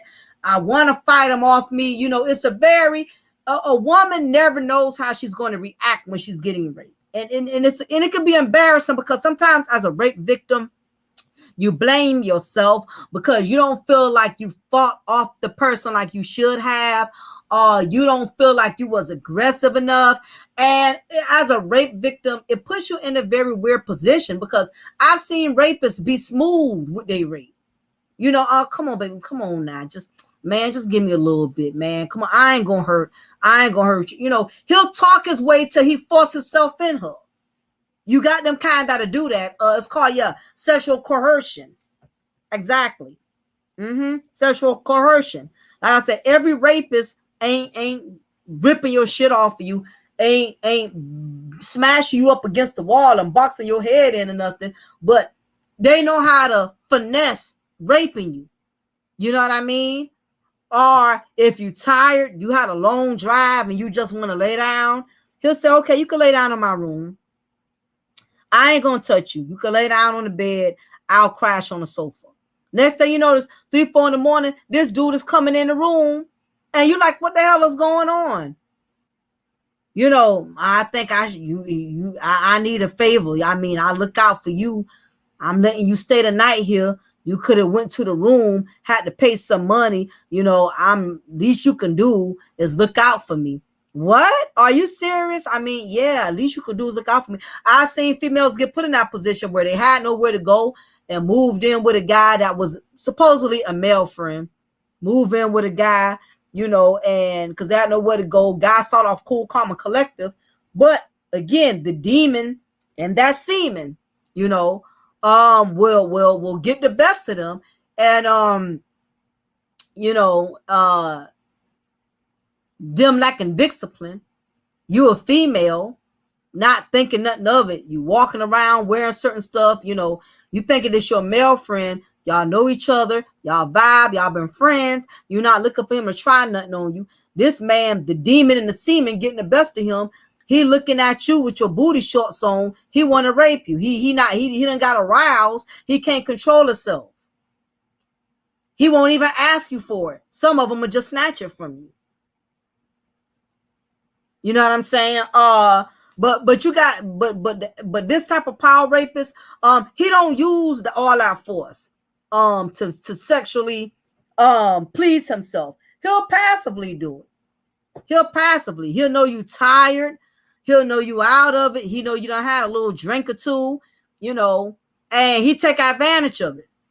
He know you passed out. He know you tired. You in your sleep, exhausted. You're not mentally, it's like you mentally, know what's going on, but you're too exhausted or you're a little too tipsy to fight him back or fight him off of you. And he knows that. So next thing you notice, while you laying there, this man is unzipping in your pants. He's lifting up your dress. He's pulling your panties down. You're tired. You're exhausted. You mentally don't have the strength to fight him, and he knows it. So what he does is he undresses you and forces himself inside of you. His mind, the psyche of a rapist, he don't feel like he raping you because in his mind, well, hell, you laying down on his bed. Hell, you in his house, even though that wasn't the agreement. You laying down on the sofa because you're tired. You don't want to drink and drive. Are you too tired? You don't want to kill yourself behind the wheel. And instead of him being a gentleman and letting you crash, because before I got married, it's been times I've been in situations like I got friends who look out for me and they didn't try me. Hey, go lay down on the sofa. He knew his homeboy was coming in. I had a guy, he knew his homeboy was coming over. You know how his homeboy was. I was crashing on his sofa. He said, my homeboy getting ready to come in here. You go lay down in my room. Because I know how he is. You know what I'm saying? So you have some guys that are gentlemen. You got some guys, they're not going to play that rape shit like, ain't worth no prison, ain't worth no time, But in some cases, you got the demon with the damn semen. He don't give a damn. He want it now. He just know it's vagina available and it's right there. He want it now. And he don't care how he got to get it, what he got to do to get it. The demon and the semen is speaking to him and telling him, you got to get that. You got to get it. And they don't feel bad about it. Now, that's what the power rapist. The other thing with him, because the power rapist, he's not as aggressive, the rape will last longer. Because again, the scenario I just gave y'all, if you're a female, you tired, you exhausted, you laying down, you don't have the strength because you don't work 12 hours or whatever, or you had a little too much to drink, that gives him full advantage to have sex with you for an extensive amount of time. He don't have to be quick with it because he knows you're not in a position to defend yourself. So this man can be on top of you, penetrating you for every 30 minutes to an hour, depending on how long he wants to get himself off. I know it's an uncomfortable subject, but again, we're not going to keep giving these pedophiles and predators a pass. Also, the power rapist, he plans out his rapes and fantasizes a lot about it. He fantasizes how it's going to feel. It's the demon and the semen, right? Now, unlike the anger rapist that uses weapons on the victim, the power rapist, he'll just talk his way through. He'll verbally, physically, he may use some physical power, like he may restrain you by holding you down when you can't move. Unlike the anger rapist, he'll punch you or knock your teeth out and rape you. The power rapist, he just restrains you. He puts his body weight on you. He's not as violent, put it that way. But he puts just enough force on the victim to where the victim has to submit. Pretty much. Like he'll restrain you, pin you down where you can't fight him back, something like that. So that's that type of rapist. Now I'm gonna go to the third one.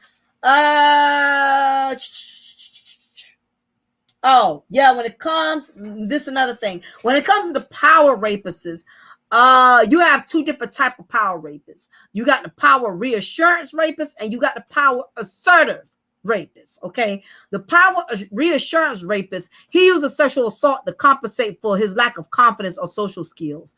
You got some men, they don't have good game when it comes to women, so they got to molest children or rape young women because they don't have a lot of confidence.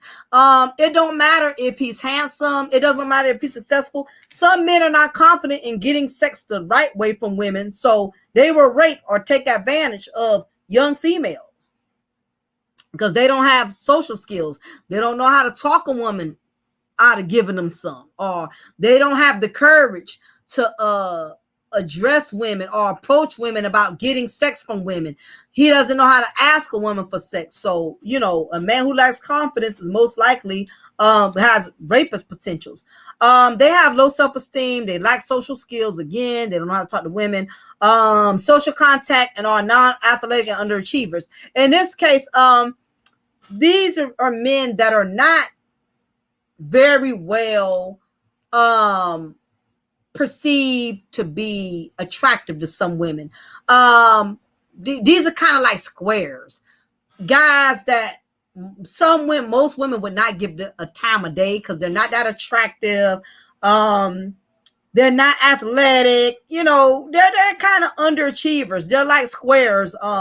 These are the power reassurance rapists.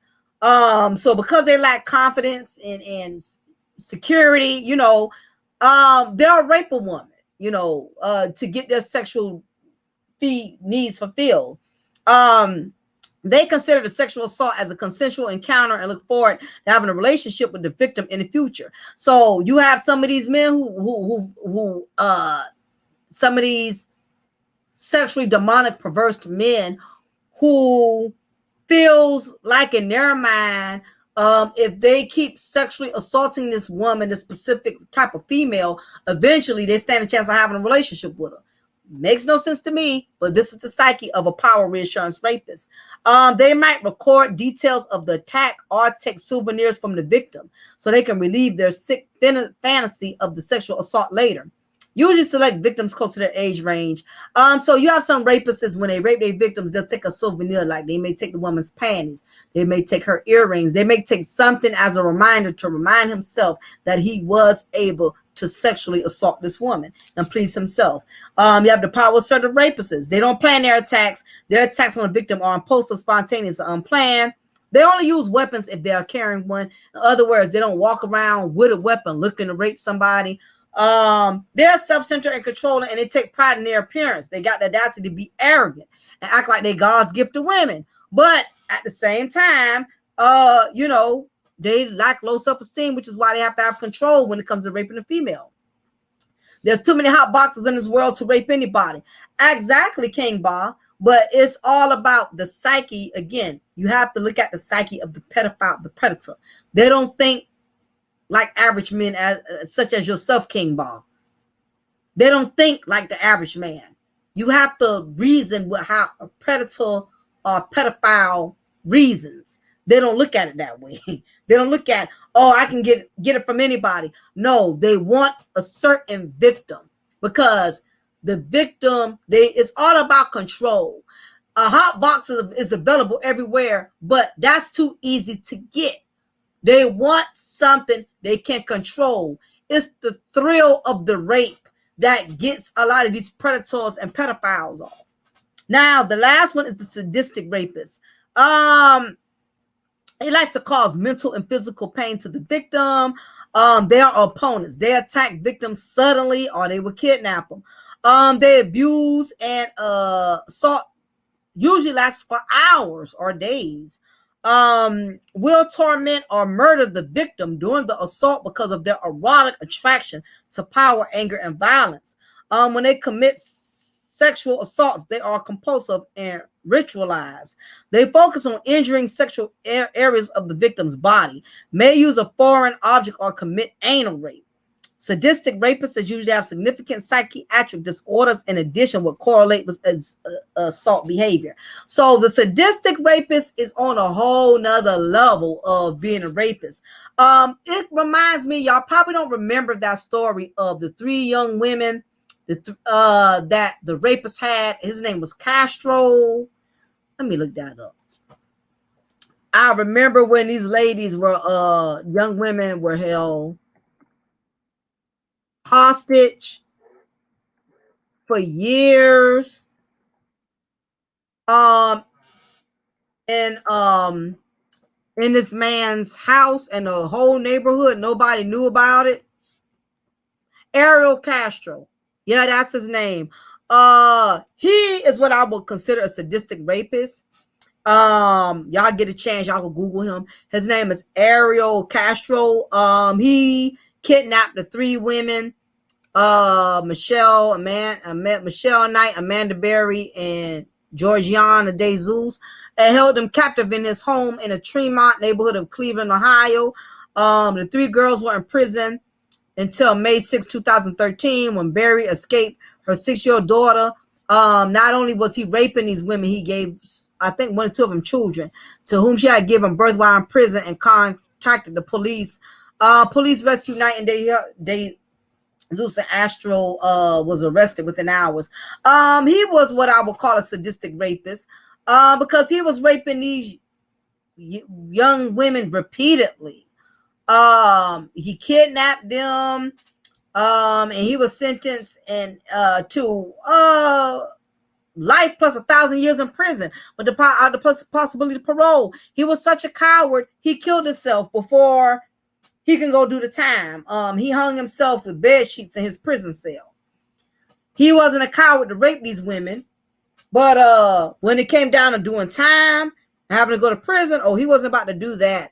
They ended up tearing down the house, which I felt necessary, because that house would just bring back nothing but bad memories. So his victims, let me see. I know it was 3 of them. One of them was 21. He kidnapped her when she was leaving her cousin's house. And Amanda Berry, he kidnapped her the day before her 17th birthday. And she was on her way to a job interview. And y'all got to see the movie. I don't want to go all into details with it, because it's a very, very, very, very heinous case. Them young women, they went through it with him. They really, really went through it. He was raping them girls every day, assaulting them. I mean, them girls, it's by the grace of God that they still able to keep their sanity through that.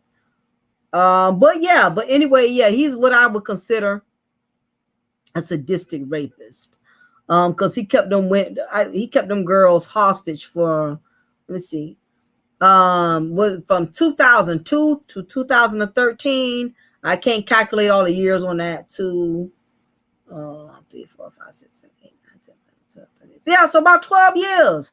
He had kept them girls hostage for 12 years. I mean, like he raped them. He gave some of them children. I mean, he fits that alignment or whatever. So, you got a lot of them that's on his level. So that's a sadistic rapist. So Now that I have broken down all of the elements of the different types of rapists, we will now correlate how all of these elements correlate with these predators, these pedophiles in leadership, these pastors, these social media influencers. Keep in mind, let's examine leadership from a spiritual perspective. Satan was very talented and powerful. We're not talking about a red suit, pitchfork, and horns, but he was also very handsome, being that he was the first worship leader. So with that being said, there has always been a connection between Satan and those in leadership. So you're going to find out, it's a lot of these high value, high profile individuals that are getting a lot of praise and a lot of recognition for their talent and the lifestyle that they present. A lot of them are prideful, they arrogant, they cocky, they boastful. They have all the success, popularity, and fame, but underneath all of it, they have a sickness, and eventually it brings them to ruin. That's what happened to Pastor Bishop Eddie Long. His own arrogance and his cockiness got the best of him. He felt because of his position and who he was and what he had, he just never saw the day, the time, and the hour when he was going to get exposed for all of his evil deeds. So he ended up falling from grace. And what's going on? A lot of these influential leaders of the Black community are also falling from grace, and they're getting exposed due to their own arrogance, stubbornness, and wickedness. Arrogance will eventually bring you exposure. People who act arrogant and bigoted and think because they're a big time content creator, or think because they are a pastor, or they have all this high notoriety and high value leadership, fame and popularity, a lot of them start to get really big on themselves and think that they're invincible and nothing can happen. And the truth is, like Satan, whose evil deeds got exposed once he earned leadership in music because he was the creator of music, the same is occurring for many of these influential leaders today. Demons are not going to always present themselves to be broke, untalented, unsuccessful, and unattractive. In fact, those undercover demons are going to be presented as well established. Satan was evil, but keep in mind, he was also very clever. He wasn't a dummy. And a lot of y'all, y'all have to realize y'all are not woke to what's going on. But if you really are spiritually woke, you will look around and see the enemy, the devil. He's not going to use people in leadership who you don't respect. If you notice, the enemies, he's allowing a lot of the most ungodly people to be successful and pushed to the forefront. Look at Lil Nas X. Look at all these other popular content creators that are doing all type of ungodly and unspiritual things, but yet they keep growing. They keep prospering, but eventually these undercover demons will get way in over their heads. I mean, why they got all this notoriety, they got all this popularity, and all of these people praising them, worshiping them, and giving them all of these props and kudos. Arrogance eventually brings exposure. That's why even when you become successful, you cannot talk to people all kind of way. You cannot mistreat people all kind of way. You cannot allow your arrogance and your boastfulness to get the best of you, because eventually it's going to bring you exposure. The truth is, many of these undercover demons are talented, and most of them who are putting in work for the devil, as long as they are paying their debts to Satan, meaning doing Satan's dirty work, promoting toxic content, false narratives, tainted knowledge, even though they are living demonic lifestyles behind closed doors, he will continue to keep elevating their success. This is the reason why these popular content creators, these popular leaders, these popular pastors, all of these people that are so successful and well respected, a lot of them are continuously being their success is growing and they're steadily being, they're steadily progressing, it's because they are doing the dirty work of the devil. And as long as they are doing his dirty work, the enemy is going to keep allowing them to flourish. He's going to keep elevating them. Contrary to what many may think, every successful man, meaning man or woman, when I say man and woman, is not godly just because they are successful. Success doesn't automatically make you blessed. There's a misconception that once a person is successful, they got a lot of fans, they got a lot of notoriety, that they're successful, that they're blessed. We get being successful confused with being blessful. And they're not the same thing. Satan also provides for his people as well. Satan wants to keep elevating and pushing his people to the forefront to corrupt and destruct the minds of the weak that are asleep. But when you are woke, you cannot be blinded by the smoke. No, a lot of y'all may steal that one, but that's fine. If you're woke, you cannot be blinded by the smoke. So when we talk about these influential leaders with demonic lifestyles, keep in mind, when we talk about leadership, anyone can lead in anything. So you don't have to really prove that you are qualified in leading. You don't have to have any college degrees. Anybody could be a leader. Anybody can appoint themselves to be a leader. So you don't have to, just because you lead in something, it doesn't automatically mean that you're gifted. So we can't think everyone who runs a platform, who has a platform, that's a popular content creator, that's a popular politician, you can't give these people props because they are leaders, because anybody can lead in anything. It doesn't mean that they're gifted. Okay. So again, with this leadership corruption, there's a difference with bad leadership versus good leadership in the Black community.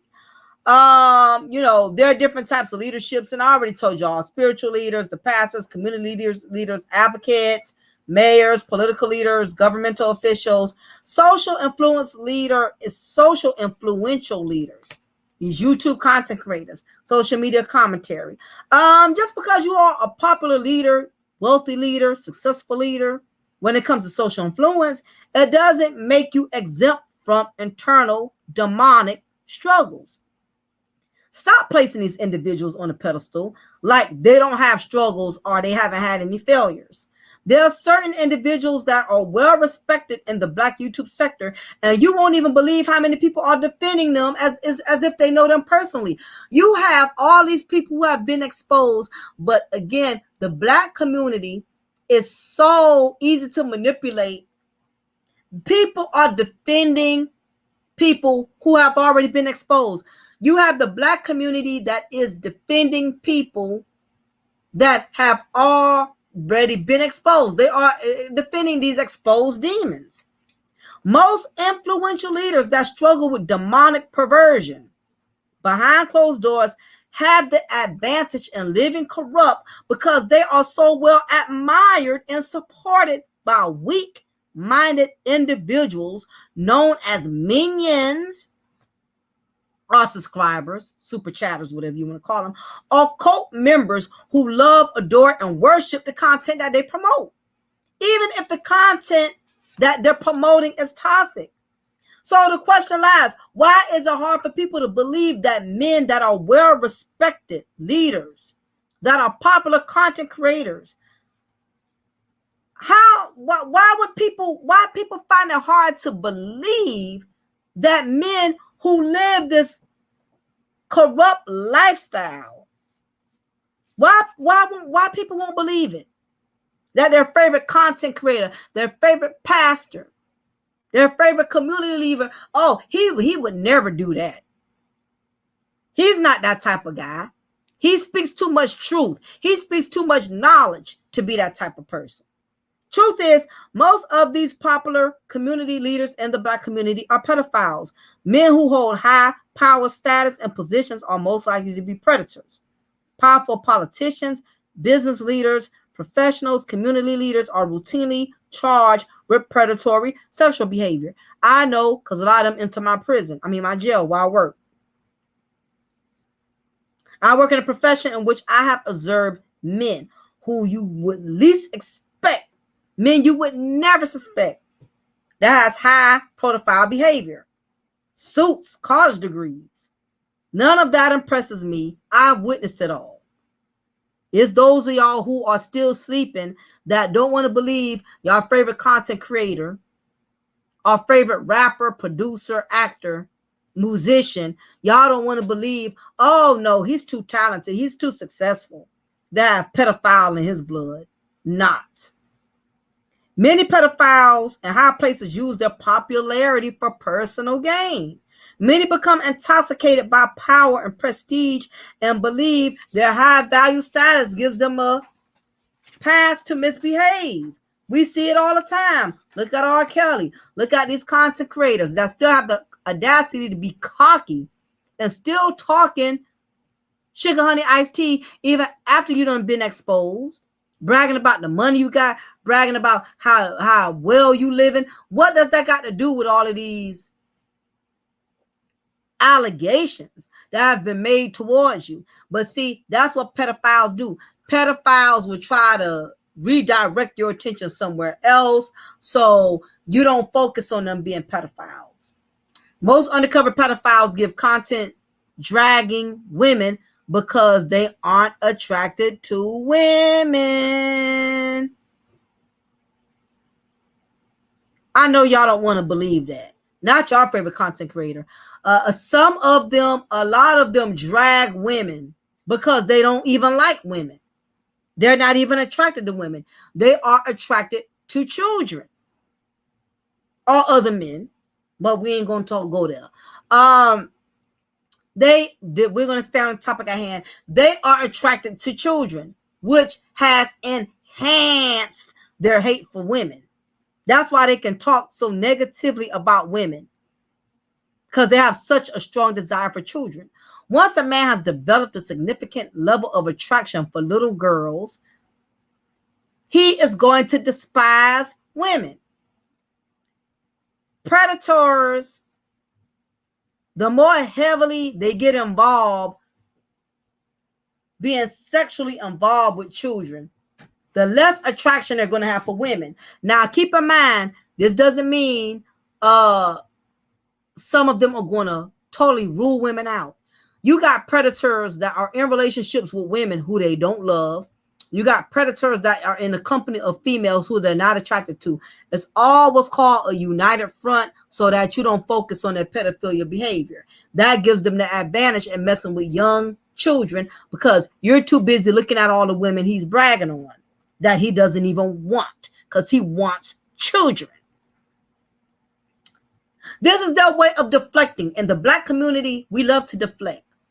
This is their way of deflecting. And one thing we know about the Black YouTube sector is that deflecting has always been their manipulative, strategic method with escaping reality. So in other words, their predator, the pedophile, will sit up here and do content dragging Black women all day. And while he has his minions in the chat room, yeah, get these Black bitches, all along, he's smashing, having sexual relations with children. Y'all up here praising and worshiping a man with sick, demonic behavior.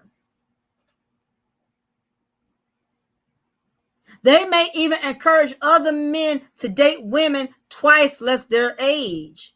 But what they aren't being honest about is that they really are trying to promote men in child predator behavior. I'm also noticing you have other male content creators that are helping these male predators justify their predator behavior. Why are content creators comparing child predators to other content creators? Why are y'all doing that?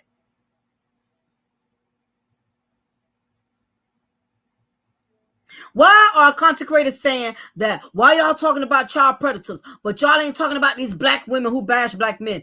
What does a female consecrator bash on black men? How does that compare to a man that has been exposed for child predator behavior? Why are y'all trying to deflect?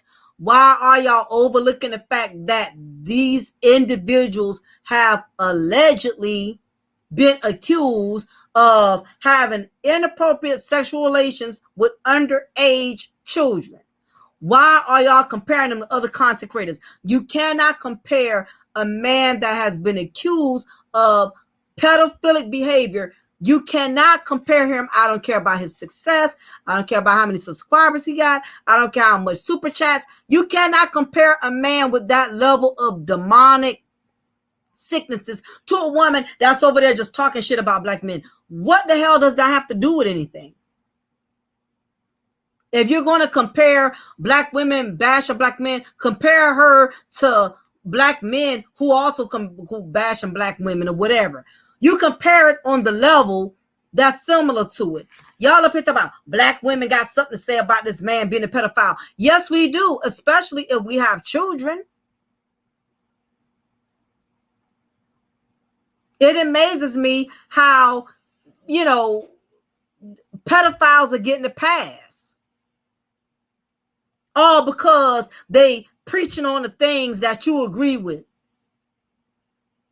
I don't care how much I worship or I follow someone. Once I find out you are a child predator, child molester, I'm done. I'm not comparing you to nobody. I'm not going to try to sit up here and make an excuse to try to be in your good graces. I'm done. A lot of people got upset with a lot of Bishop Eddie Long church members when they left his they stopped fellowshipping with him once these accusations came out. And I remember Creflo Dollar. I can't even consider somebody a pastor with the last name Dollar. Anyway, I remember when because Creflo Dollar and Eddie Bishop Long, they were the best of friends. So when this scandal came out, about Bishop Eddie Long, I remember, of course, Creflo Dollar came to his defense, and he went off on Bishop Eddie Long's church members who left Bishop Eddie Long's church. And I guess some of the members who left Bishop Eddie Long came to start fellowshipping with Creflo Dollar. He went off on Bishop Eddie Long's ex-past members and said, if y'all were members of Bishop Eddie Long and now y'all are fellowshipping at my church, y'all need to leave my church and go back and serve y'all pastor. I'm like, nigga, in what life? All these men that came out exposing this pastor, and you had the audacity, you going off on people who don't want to fellowship with him no more. And then to add insult to injury, that video is still floating around on YouTube if y'all don't believe it. If you put in Creflo Dollar defends Eddie Long, you will see he talked to people like garbage who would not support this man. And anytime you have a pastor that's been exposed for things of that nature, like child molestation, rape, it tells you have to get rid of that problem because it contaminates the church. Because now that's giving people, rapists, child molesters, that's giving them the free will to say, you know what, I can be a man of God and still rape kids and still desire kids. Whenever there's a person who has been exposed in the ministry, you have to get rid of them or it's going to bring reproach to your ministry. Now you have all these molesters and child predators thinking that, hell, my pastor is still getting support. My pastor is still on the pulpit, even though he's been exposed. So hell, I can still listen to the word of God and still go around and molest kids. No, you got to get rid of that problem. And Creflo Dollar got upset because, Bishop Eddie Long members didn't want to congregate. Didn't want to fellowship with him no more. So he went off on them and told them, y'all need to go back to your pastor. All he made was a mistake. He had a wreck. Could you believe all of these men, these young men who came out exposing Eddie Long for how he took advantage of them. And it's been several. We ain't talking about no one or two. One or two is bad, but it's been several. Creflo Dollar had the audacity to minimize that too. He had a wreck. No, that ain't a wreck. A wreck is when you on your cell phone and look down and miss a bump into a telephone pole. That's a wreck. You don't have over 10 or more damn young men within the church expose their pastor for sexually assaulting them, taking advantage of, and call it a wreck. But that's what I'm saying. The black community, y'all give predators a pass. And it's very sickening. It's very sickening, and it grieves my spirit that y'all will let these content creators still be so arrogant after they done been exposed, and y'all still supporting them. Y'all doing videos defending them. For what?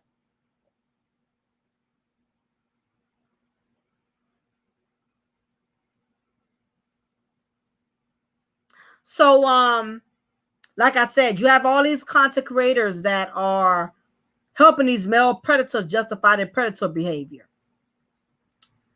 You have content creators comparing child predators to other content creators. Why are content creators saying, why y'all talking about child predators, but y'all not talking about these black women, or y'all not talking about these simps?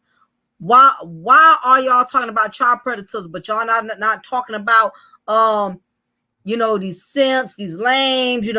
What does any of that have to do with a grown man having inappropriate sexual desires for a child? And we're going to go more into that. It's the social dominance, like whites over colored. You have rich over poor, men over women. Basically, individuals with social dominance are more likely to believe that they are superior to persons. And those are the ones we're always given a pass, And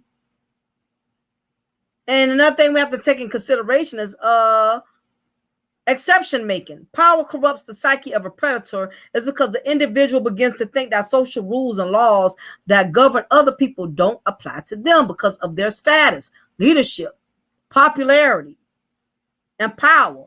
Exactly, King Bob. Classic deflection. The black community loves to deflect. The black community does. The black community loves to deflect and protect garbage. We do it day in and day out. The level of power is also reinforced when the powerful individual can use money or influence to keep them from being discovered or to settle with victims. And I think you have a lot of these predators in high positions, they pay their victims off. That's another way. That's how they get around having to confess anything.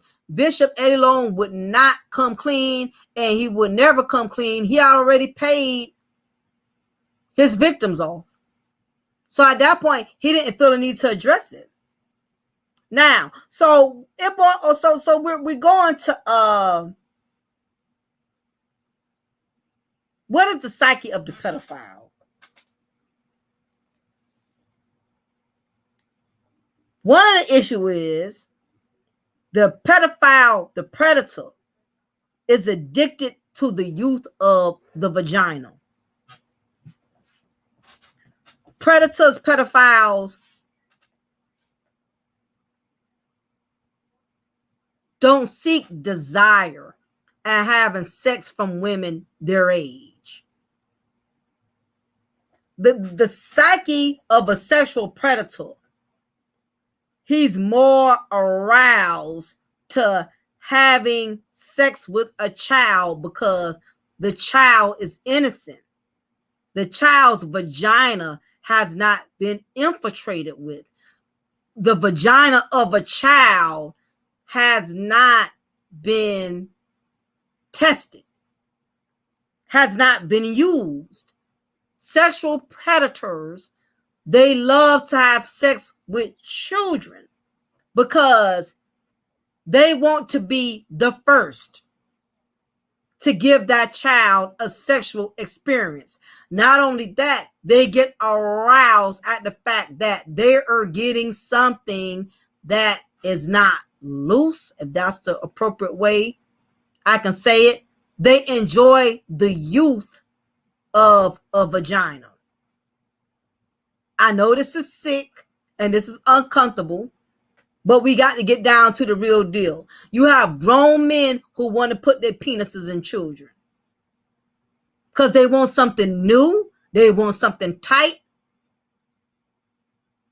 They want something that they had the pleasure in infiltrating first. Tell that to your favorite content creator, pastor.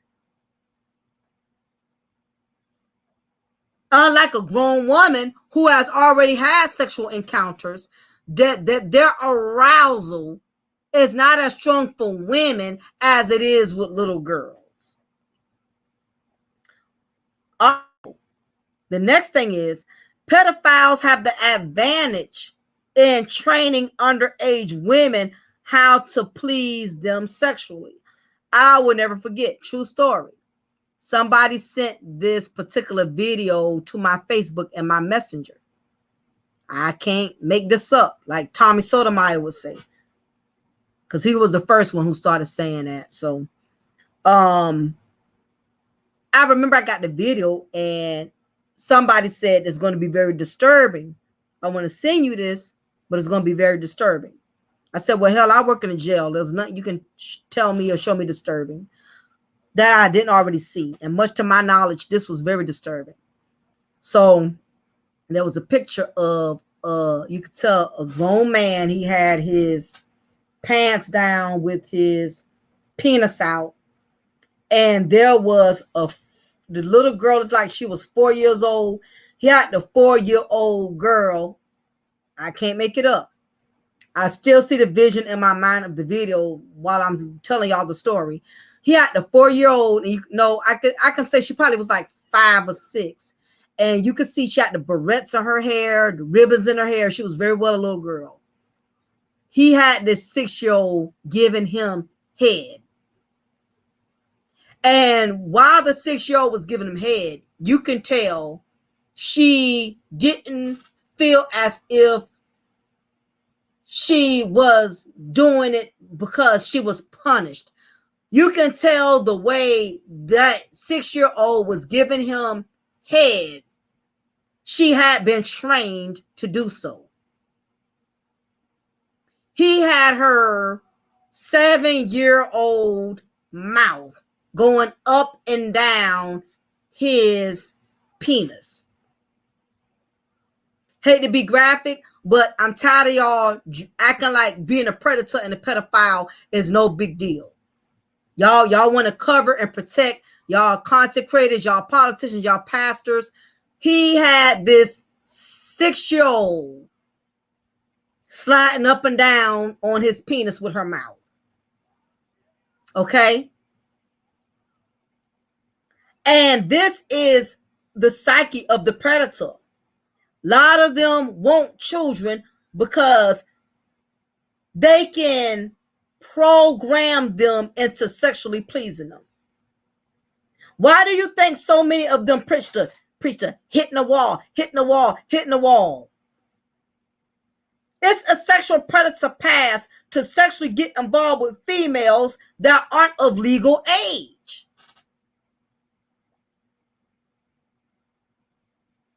The predator, he has an advantage in sexually manipulating a child because she doesn't know any better. It's difference in having sex with a child versus a woman. With a woman, and he's in prison. Actually, the guy who did it, he's in prison. He has life. But it's still not going to compensate for the trauma of the child. There's a difference between these predators, these pedophiles. No, there's a difference between having sex with a woman, having sex with a child. With the woman who's already experienced in sex, there are certain things you're not going to be able to get a woman to do that you can get a child to do. A woman has a mind of her own. certain things a woman not going to do. Like you might want a woman to do certain things with you in bed. You might want her to toss your salad. You might want her to lick your toes. You might want a woman to do all kind of stuff. Let's face it. You got men and women. We have different sexual levels of pleasure.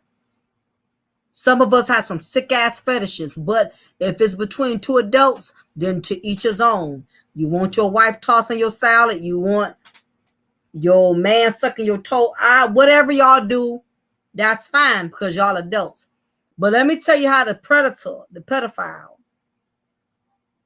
think about it. A child doesn't know what's extreme when it comes to sexual relations.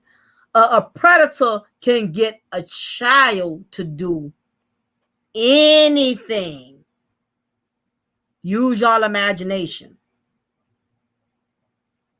A predator could train a 13-year-old girl into pleasing him in ways he know a woman is not going to do. He get that 13-year-old to toss a salad. He get that 13-year-old to do all kind of stuff sexually to him. And because she's not sexually experienced, she's not going to see nothing wrong with it. The predator, the demon with the semen, can get all kind of sexual pleasures from an underage female. Because she don't know any better. As a woman, there's certain lines when it comes to sex a woman may not cross. Certain things a woman ain't going to do in the bedroom. You can't get no, like I said, and I hate to use this analogy, but you can't get a grown woman. All grown women ain't going to just toss your salad unless she's sexually into that, or she knows as you being her man, that's something you like. But a predator could get a child to do anything. And some predators, let me tell you, some predators are slick. Some predators, they will not sexually penetrate a child. They will have a child to give them head. That way, there's no DNA. And some predators are smart enough, they know not to climax in the mouth of their victim because they don't want to leave any DNA behind. You got some sexual predators, they will wear condoms.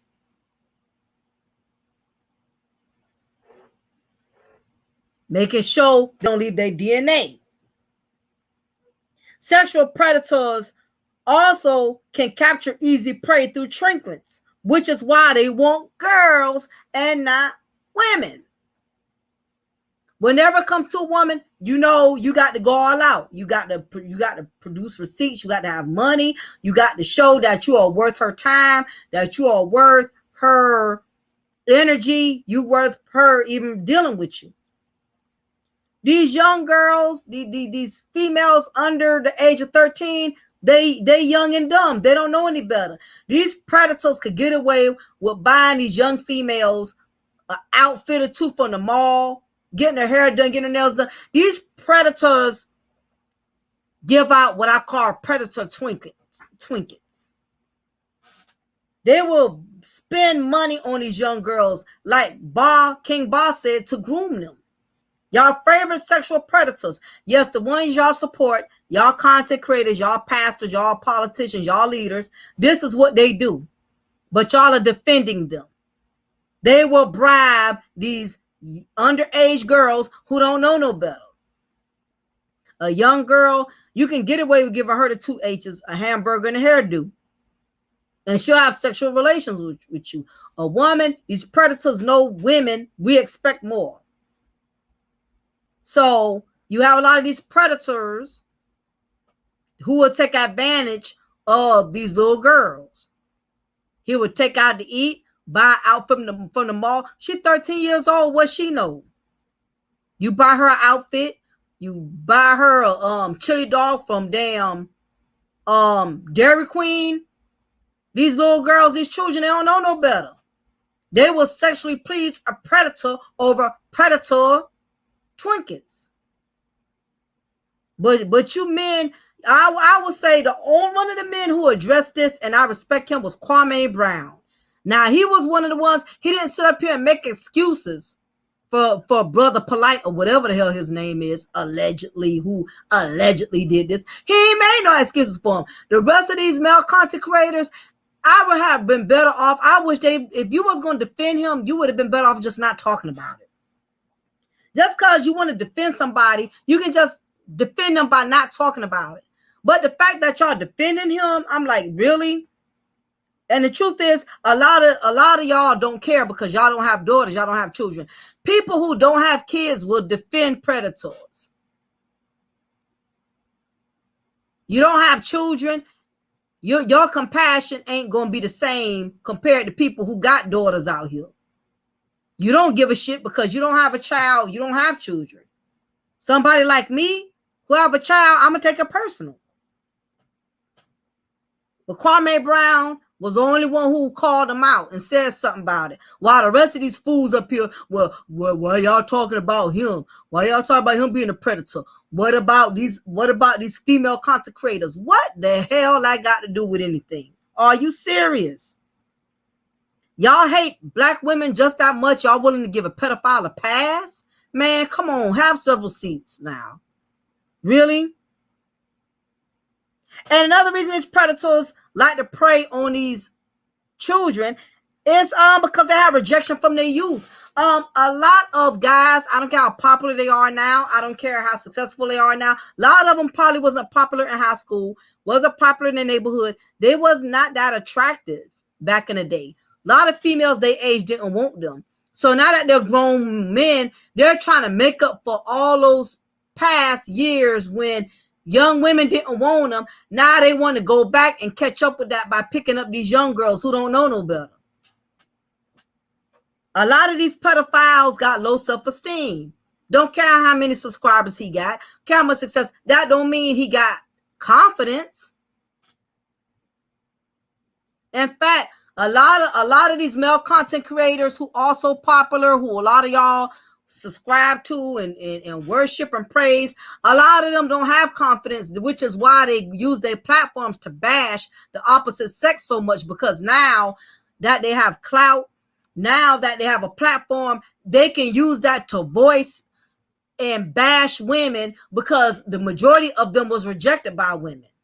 So now that they have a voice and they have a platform and they got people that's listening to them, now they want to take all that rejected, all that rejection and use it as deflection to bash and trash black women, because the truth is a lot of them wasn't getting no play from women. And some of them still ain't getting no play from women. They will bash women all day, but you don't ever see them. They don't have a wife. They don't have a fiance. They don't have real receipts to prove that they got women that's worth something, that's interested in them. This is the case with all guys that are content creators, but most of them, they don't get a lot of play from women. That's why they bash women, or they rather deal with girls who they can manipulate, children. Again, a lot of these predators would deflect. They would deflect by talking poorly about women, or they would trash single parent households. They would talk about everything but the real issue, which is they're undercover predators. What's up to now? Blessings to you.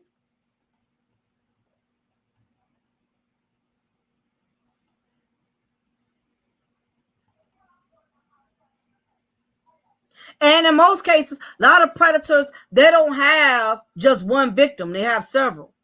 If one person steps forward, 9 times out of 10, it's several other victims behind the one who's putting it out there.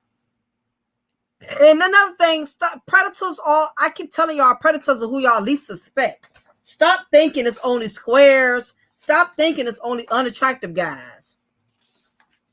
So this brings me to my last point. About these pedophiles, with what I call, they're deflecting by using masculinity corruption. Masculinity corruption.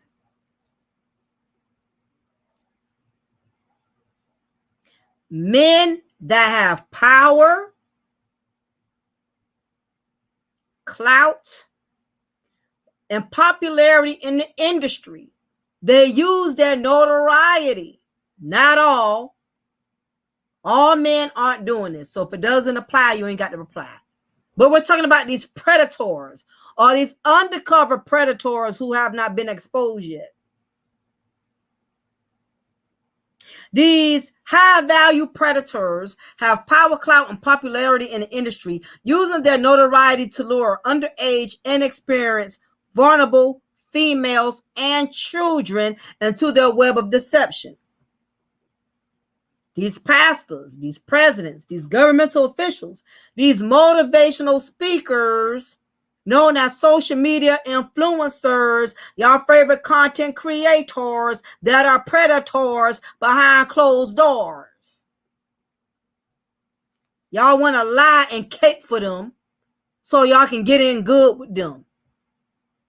Social media platforms has helped to boost the notoriety of many social media influencers. The problem is that social media has also opened the gateway to many pedophiles, undercover predators, child molesters, and other demonic, sexually perverted, mentally disturbed individuals that have demon in the semen.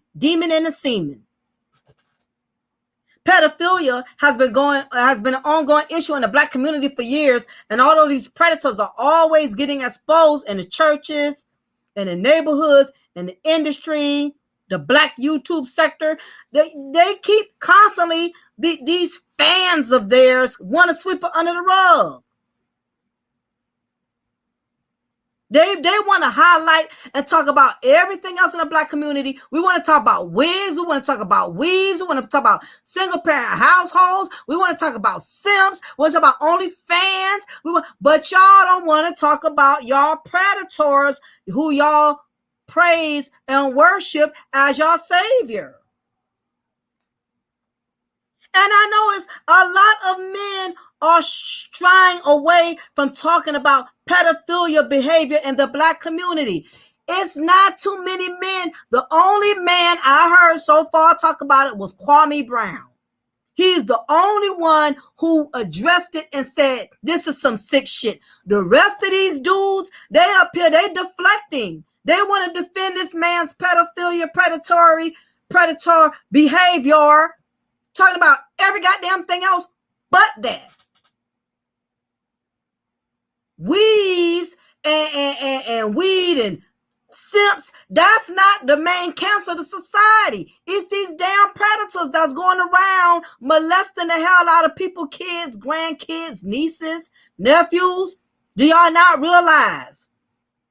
Y'all giving these individuals a pass because you worship them, but this is part of the problem. It's not just single parent households. We know that's one problem. It's not just Black women. We know that's one element. And it's not just Black men that are criminals in and out of the system. What about these child predators that y'all want to keep overlooking? Only one who I said addressed it was Kwame Brown. But the rest of these dudes, y'all are deflecting by discussing other issues that don't pose as near of a significant threat compared to pedophiles in the Black community.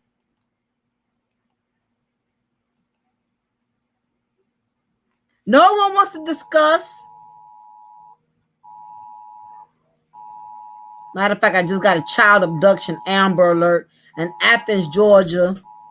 2020 white Nissan Altima 4-door sedan. License CRK 4471 in Georgia. If anybody got that, if you're in the Athens area, you see 2020 white Nissan Altima. There's an Amber Alert in case you didn't get it already.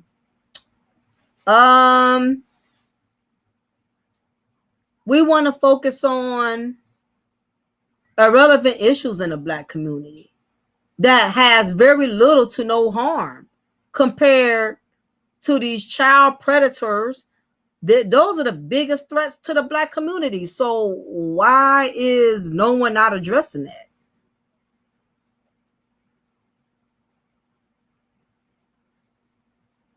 But then we're told when there's situations that come up with black women or come up with other things in the community, I'm hearing content creators talk about, well, black women, they ain't talking about this, black women ain't talking about that. I have talked about every issue that a lot of them claim black women ain't talked about. I done talked about OnlyFans. I done talked about ghetto gagging. I done talked about these reality show producers like Mona Scott, that's making a mockery out of black women. I have already touched on all of those issues. I've already touched on all of that. But I've yet to hear any of these black men talk about these child predators and this pedophilia. What's up, Q4? And it's, of course, Miss Kels in the building. How you doing, hon? I know I'm up super duper late, but y'all know I'm up. I'm used to being up this time of night because I work this type of shift. So for everybody who's coming in, who's kind of lost in the sauce, I've been talking about these predators in high value positions, y'all favorite content creators who are being exposed for pedophilic behavior, these predators, pedophiles in high places. Y'all keep giving them a pass because they're your favorite pastor, they're your favorite content creators. Got these people behind closed doors that got sick sexual fetishes for children, and y'all don't want to address that because y'all like them or y'all super chat to them.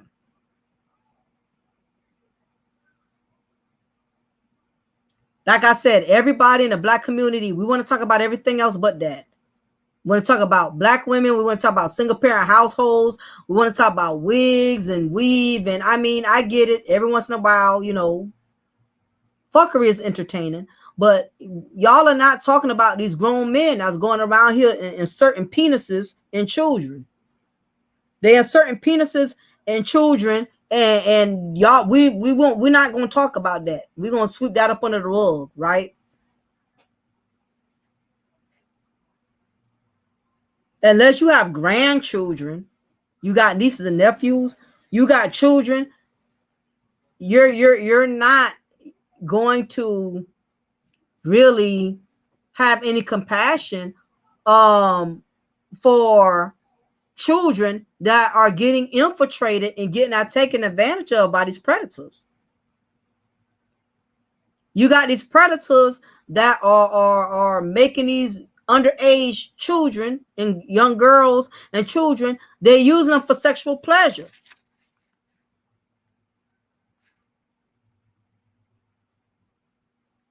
So the question lies, why are people not calling out these pedophiles that are spreading more rapid than COVID? Every day there's a new pedophile coming out the seams. Every day there's a new content creator. Oh, this person got caught. This person's being exposed. This person done hit the news. What the hell? But we just gonna ride past it. Oh yeah, okay, yeah, brother so-and-so got exposed. Okay, we just gonna keep talking. We gonna go on and talk about something else. And that's what I was gonna bring up, King Ba. I'm glad you brought up because that's what I'm getting ready to talk about.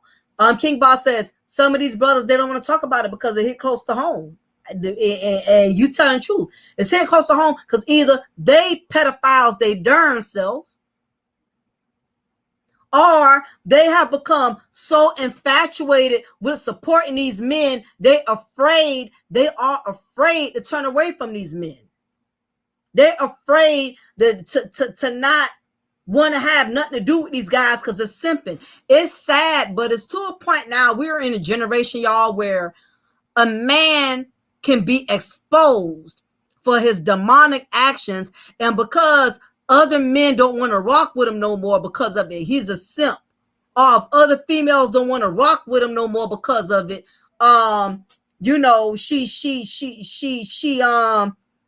she's bitter.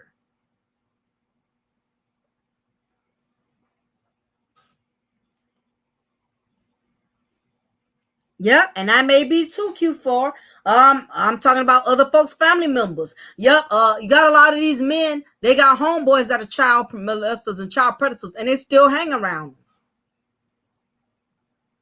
They know they friends. You got grown men that hang around other grown men who know they got records, criminal records for having sexual crimes against children. And they still bubble with him. They still rock with him. They will lie and say, well, he's a changed man. He's good people's. Or that really didn't happen. The truth be told, you got just as many black men that are deflecting like black women. Just like you got a lot of sisters out here who will overlook stuff and justify and make excuses for it. These men, y'all are doing the same goddamn thing. Y'all ain't no better than the black women y'all complain about. Y'all be sitting up here deflecting all the goddamn time. All the time. When it's a brother who you like or who you respect, you will give him a pass and being a predator. We giving out predator passes now? Well, I'm cool with him. He helped my channel, so I ain't going to address it. He done cashed out to me. He cashed out to me. He give me shout outs on his channel. I'm not going to address it. He done showed me love. I ain't going to address it. I'm telling all these black men just as phony as the black women they complain about. They sit up here and support no good ass dudes who already done been exposed. He all right with me. He ain't do nothing to me. Me and him, we good, we cool.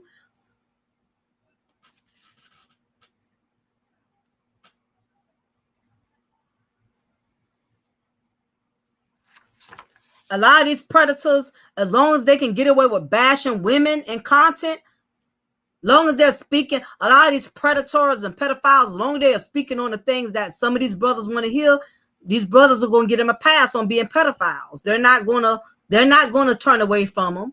Yeah, he's a pedophile, but one thing about it, he be going in on these women. So what? We're going to give him a pedophile pass. We don't care if he got demon in the semen. We're going to give him a pass. So the question is, there are reasons. This is the thing.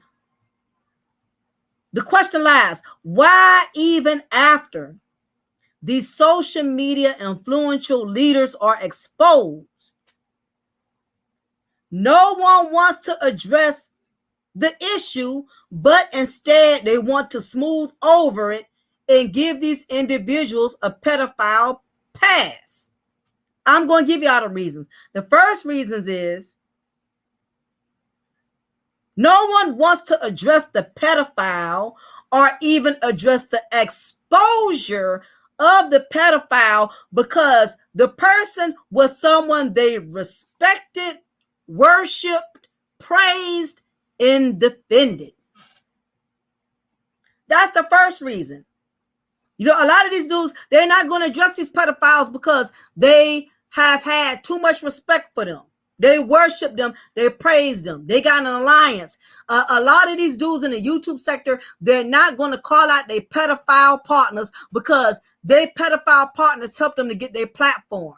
Their pedophile partners is super chatting, donating to them. They're not going to call out brothers like Polite. They're not going to. They're not going to do it. Allegedly. Because it has yet to be confirmed, even though the DNA has already confirmed that. The DNA don't play. The DNA will snitch on you. Don't think you can nut and come in a woman or a child and DNA not going to snitch on you. Because it will. Basically, the person you chose to look up to or the person's, no, let me take it back. The pedophile you chose to look up to, the pedophile knowledge who you respected to a certain degree defines you as a person. After all, what man is going to be honest and say, you know what? I realized I played myself. All this time I was allowing a pedophile to inspire me. I respected this pedophile. I looked up to this pedophile. I used to give this pedophile shout outs on my platform because I so badly wanted him to see how much I supported him so one day he could build my platform and I could be as successful as him. They don't want to address the pedophile because the pedophile is supporting them. A lot of these brothers, they're not going to support they're not going to talk about their predator partner. They're not going to do it. They got clout. They got an alliance. A lot of them feel like if they don't side with their pedophile partner, with their pedophile predator homeboy, they simping. I got you, King Ba. I know this is a long chat. Only reason it's long because I'm not going to be uploading for a couple of days. And I didn't upload for a week. But I'm going to leave the upload up, King Ba. So whatever you don't catch, it'll still be uploaded. I got plans and stuff for the next couple of weeks. I got a book and stuff I got to work on. So that's the only reason why I'm doing the stream this long.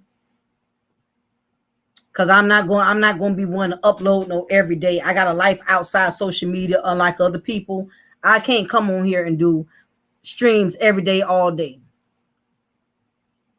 Also, the pedophile helped his supporters. So when the pedophile is exposed, there's still this obligation to be loyal. A lot of these guys in the YouTube streets that are pedophiles, they built a lot of friendships, a lot of bonds with other guys, in the manosphere and other areas of the platform. Especially if that pedophile played a significant role in helping to build their platform, they're not going to expose, they're not going to talk about their pedophile partners. That's stupid that a man don't have a mind of his own, always worrying about what everyone may think. Yep. And these are the main ones who try to act like they ain't bothered by what other people think. Yes, y'all are. That's why y'all not addressing the pedophile. Pedophiles get a pass because of the narratives they preach. As long as the pedophile is trashing and bashing other women or other men, especially ones who we don't like, we condone pedophile behavior. As long as the pedophile is preaching and speaking on the things that we hate or don't like, we'll give him a pedophile pass. Also, many who choose to support the exposed pedophile is because they don't have children. When you don't have a child, your compassion for children is different compared to somebody who has children.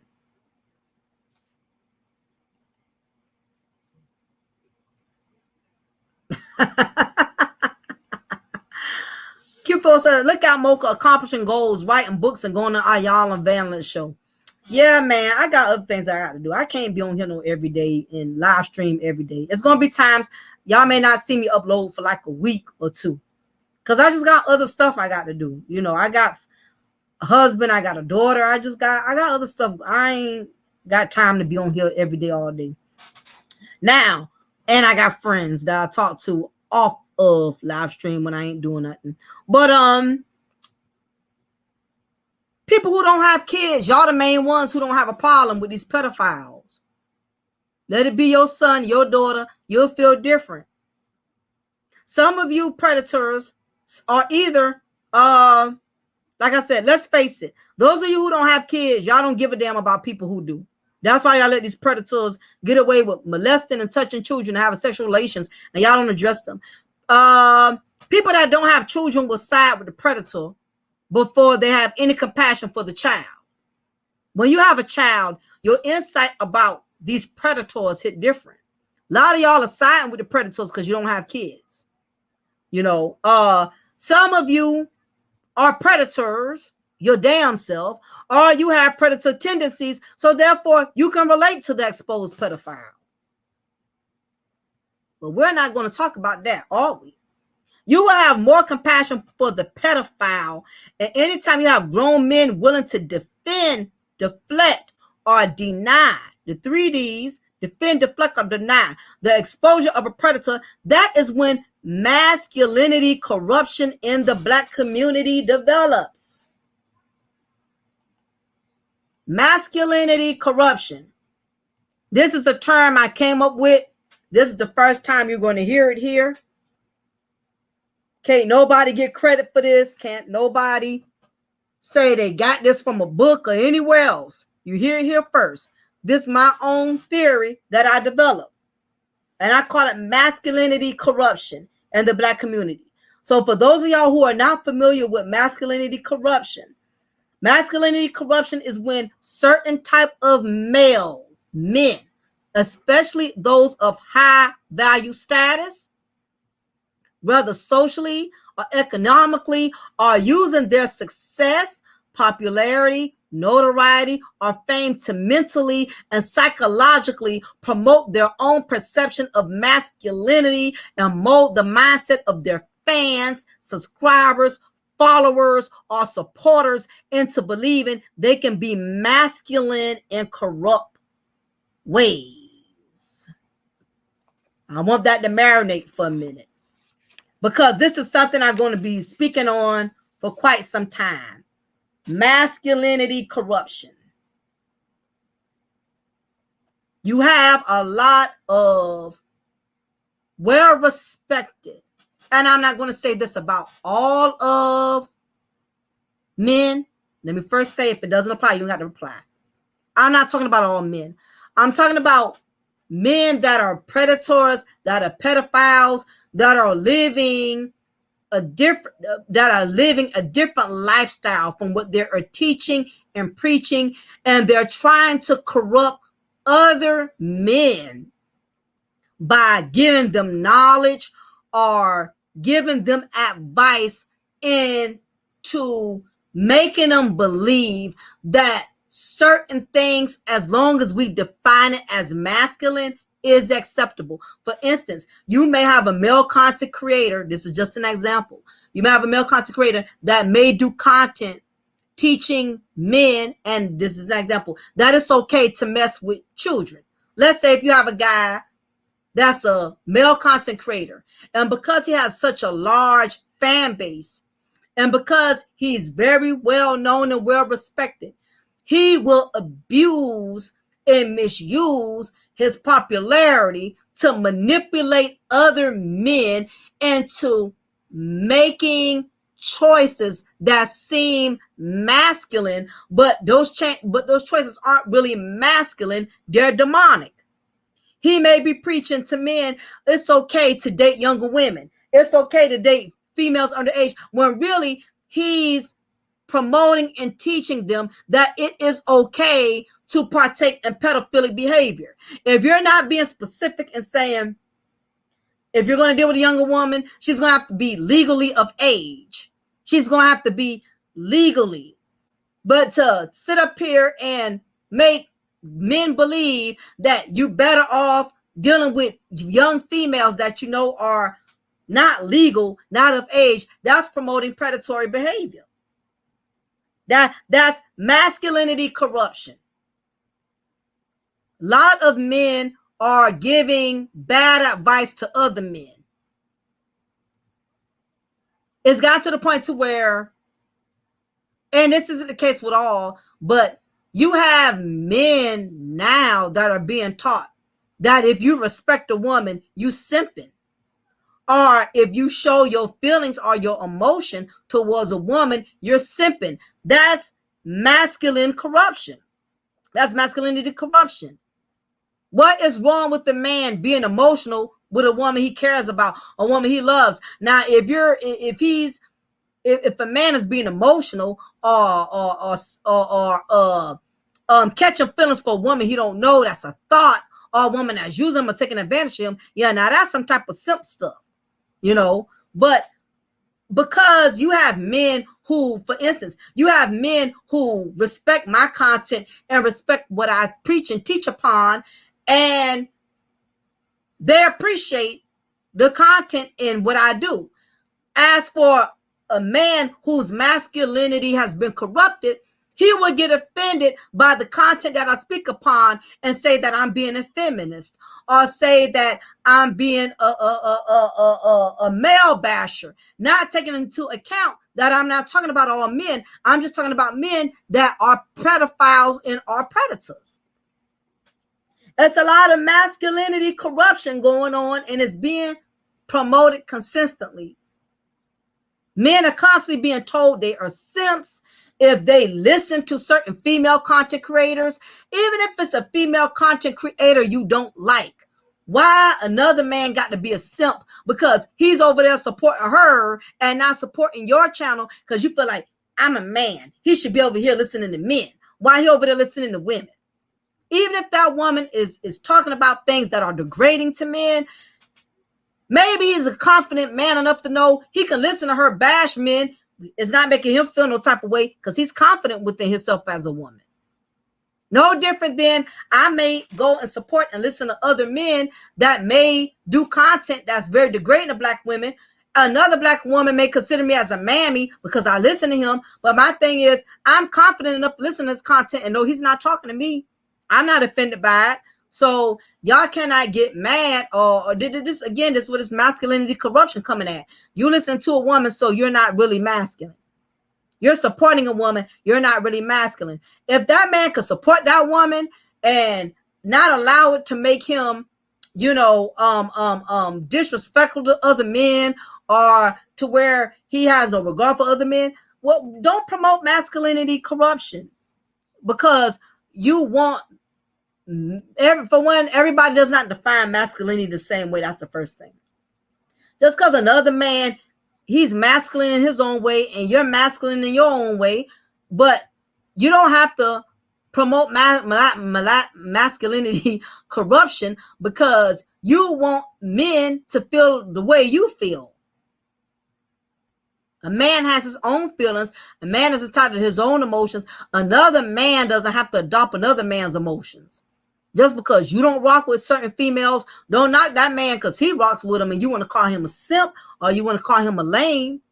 No different than as a black woman, I'm not a mammy just because I support black men. The ones that I respect anyway. But yeah, this masculinity corruption. A lot of high profile, high value men have the advantage in promoting masculinity corruption because of their success, because of their status.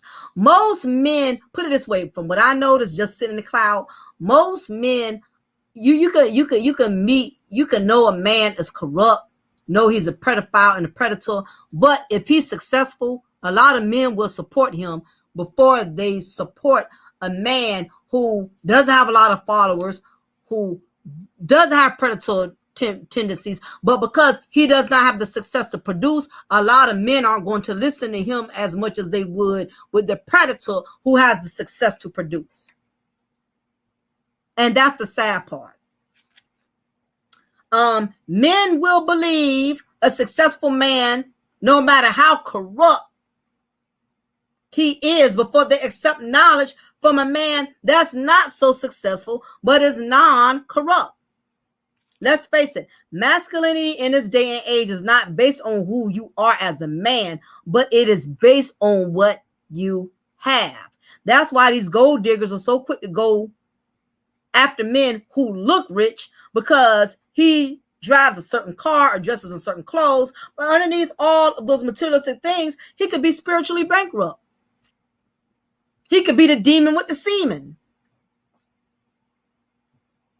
This is how a lot of women get manipulated, by going after what a man perceives himself to be versus who he truly is. It's that masculinity corruption that if a man isn't going around advertising the most expensive car designer labels, he's broke.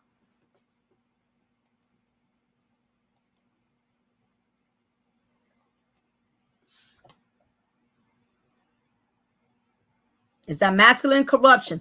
Oh, you ain't got a lot of women, so you ain't got no, you don't have a bunch of women, so you're not a real man. That's masculinity corruption. You don't drive a brand new 2020. That's masculinity corruption. Because a man chooses to get drive a 1998 so he can start a business, or, put up money for his kids to attend college. That's masculinity corruption, where you're knocking another man's success or knocking another man's goals because his goals doesn't look as extravagant as yours. Oh, you only with one woman, you ain't got a bunch of women. That's masculinity corruption. Oh, you ain't got to marry none of these women. Just do what Nick Cannon do. Just go around smashing several children. Smashing multiple women and create a lot of children, but you ain't not ever get married. That's damn masculinity corruption. Yes, Kels, That's guess what? You know I'm gonna get a shirt because I know somebody on YouTube eventually gonna steal my quote. Demon with the semen. I'm gonna have to get a shirt made. I'm gonna have to find somebody to make a shirt with me. A shirt for me. Demon with the semen. These predators, these pedophiles going around smashing child. Demon with the semen.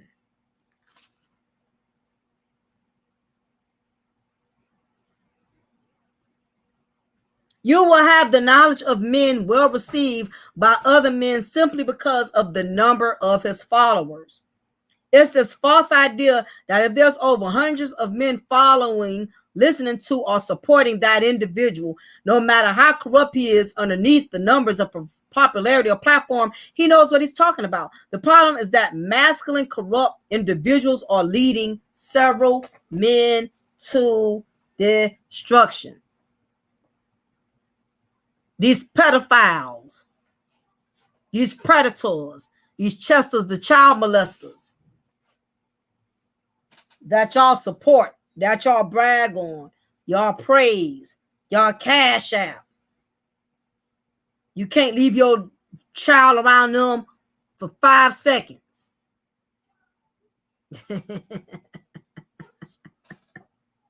But yes, I've definitely been on here long enough.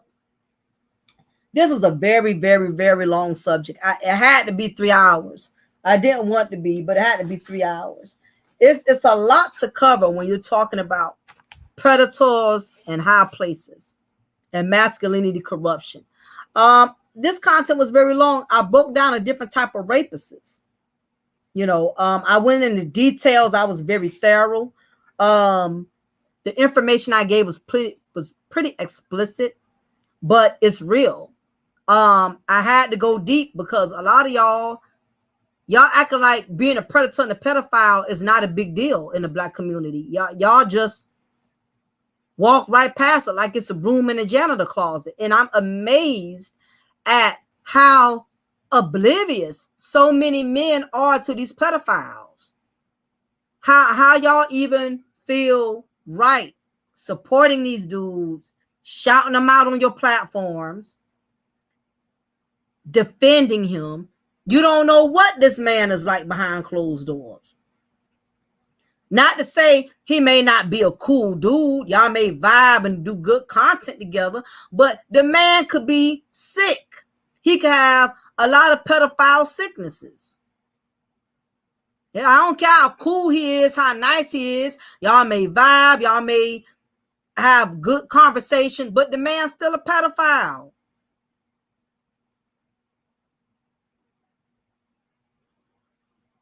Y'all walk right past these men because y'all see all my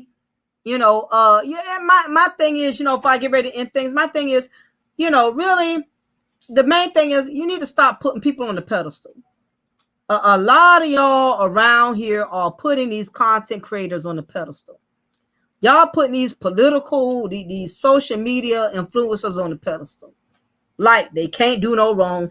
Like y'all just know them personally. Half of y'all been super chatting thousands of dollars to people who you don't goddamn know other than what they present themselves to be in these YouTube streets. You don't know these individuals. And I'm tired of these grown men and grown women. Y'all up here defending individuals like y'all be around them all the time. Like y'all live with them, like y'all know them personally. Y'all don't know Brother Polite. Y'all don't know him. Y'all don't know him no more than y'all don't know me. I could be sitting up here doing all this good talk and I'm around here robbing banks or something. And you won't know till I show up on the news. Oh, Mocha done robbed her fourth the fourth bank. Oh, I ain't knew she was like that. Mocha seemed like such a cool person. I ain't think Mocha could get down like that. Let me tell you something. I'm a human being. I'm going to fail you. I'm letting y'all know. Don't put me on the pedestal. Don't praise and worship me. Care how good my content is because I'm a human being. Somewhere I'm going to fail y'all. Somewhere you may find out things that you didn't even think I was capable of. Because at the end of the day, I'm a human being. And that's why I don't come up here and my content throwing shade at other content creators all kind of way. I don't disrespect other people. I may give my opinion, but you're not going to hear me bash and trash content creators, drag them through the mud, call them names, and be disrespectful. You got to be careful with how you articulate yourself and how you do things, because you could bring all kind of unnecessary drama to yourself by being messy, by picking internet fights, picking beefs with popular content creators, because that's how you want to earn out notoriety, by beefing and starting fights and getting on your platform talking about other content creators so y'all can earn their subscribers and stuff. It's a lot of childish people on that with platforms. They don't know how to have an opinion about somebody without being disrespectful, without calling them out, without telling all their personal business. I mean, it's people will do anything, as the song goes, anything for clout, anything for clout, anything. So anyway, I've been on here 3 hours and 9 minutes. I'm going to get ready to shut it down, y'all. This has been a very, very very extensive live.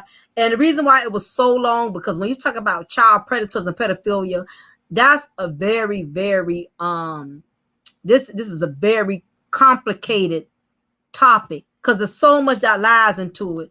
And I really could have went longer than what I did because there's so much, but I'm going to cover as much as I needed to cover.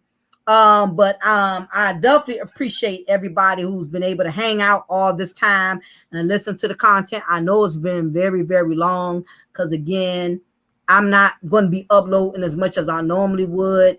But I think I'm going to upload tomorrow, but it's not going to be a live stream. I think I'm going to upload. I'm going to talk about the situation with Mercedes Moore, the Houston Instagram model that got murdered by a low self-esteem beta male, who evidently, I guess, was spending all kind of money and gifts on her.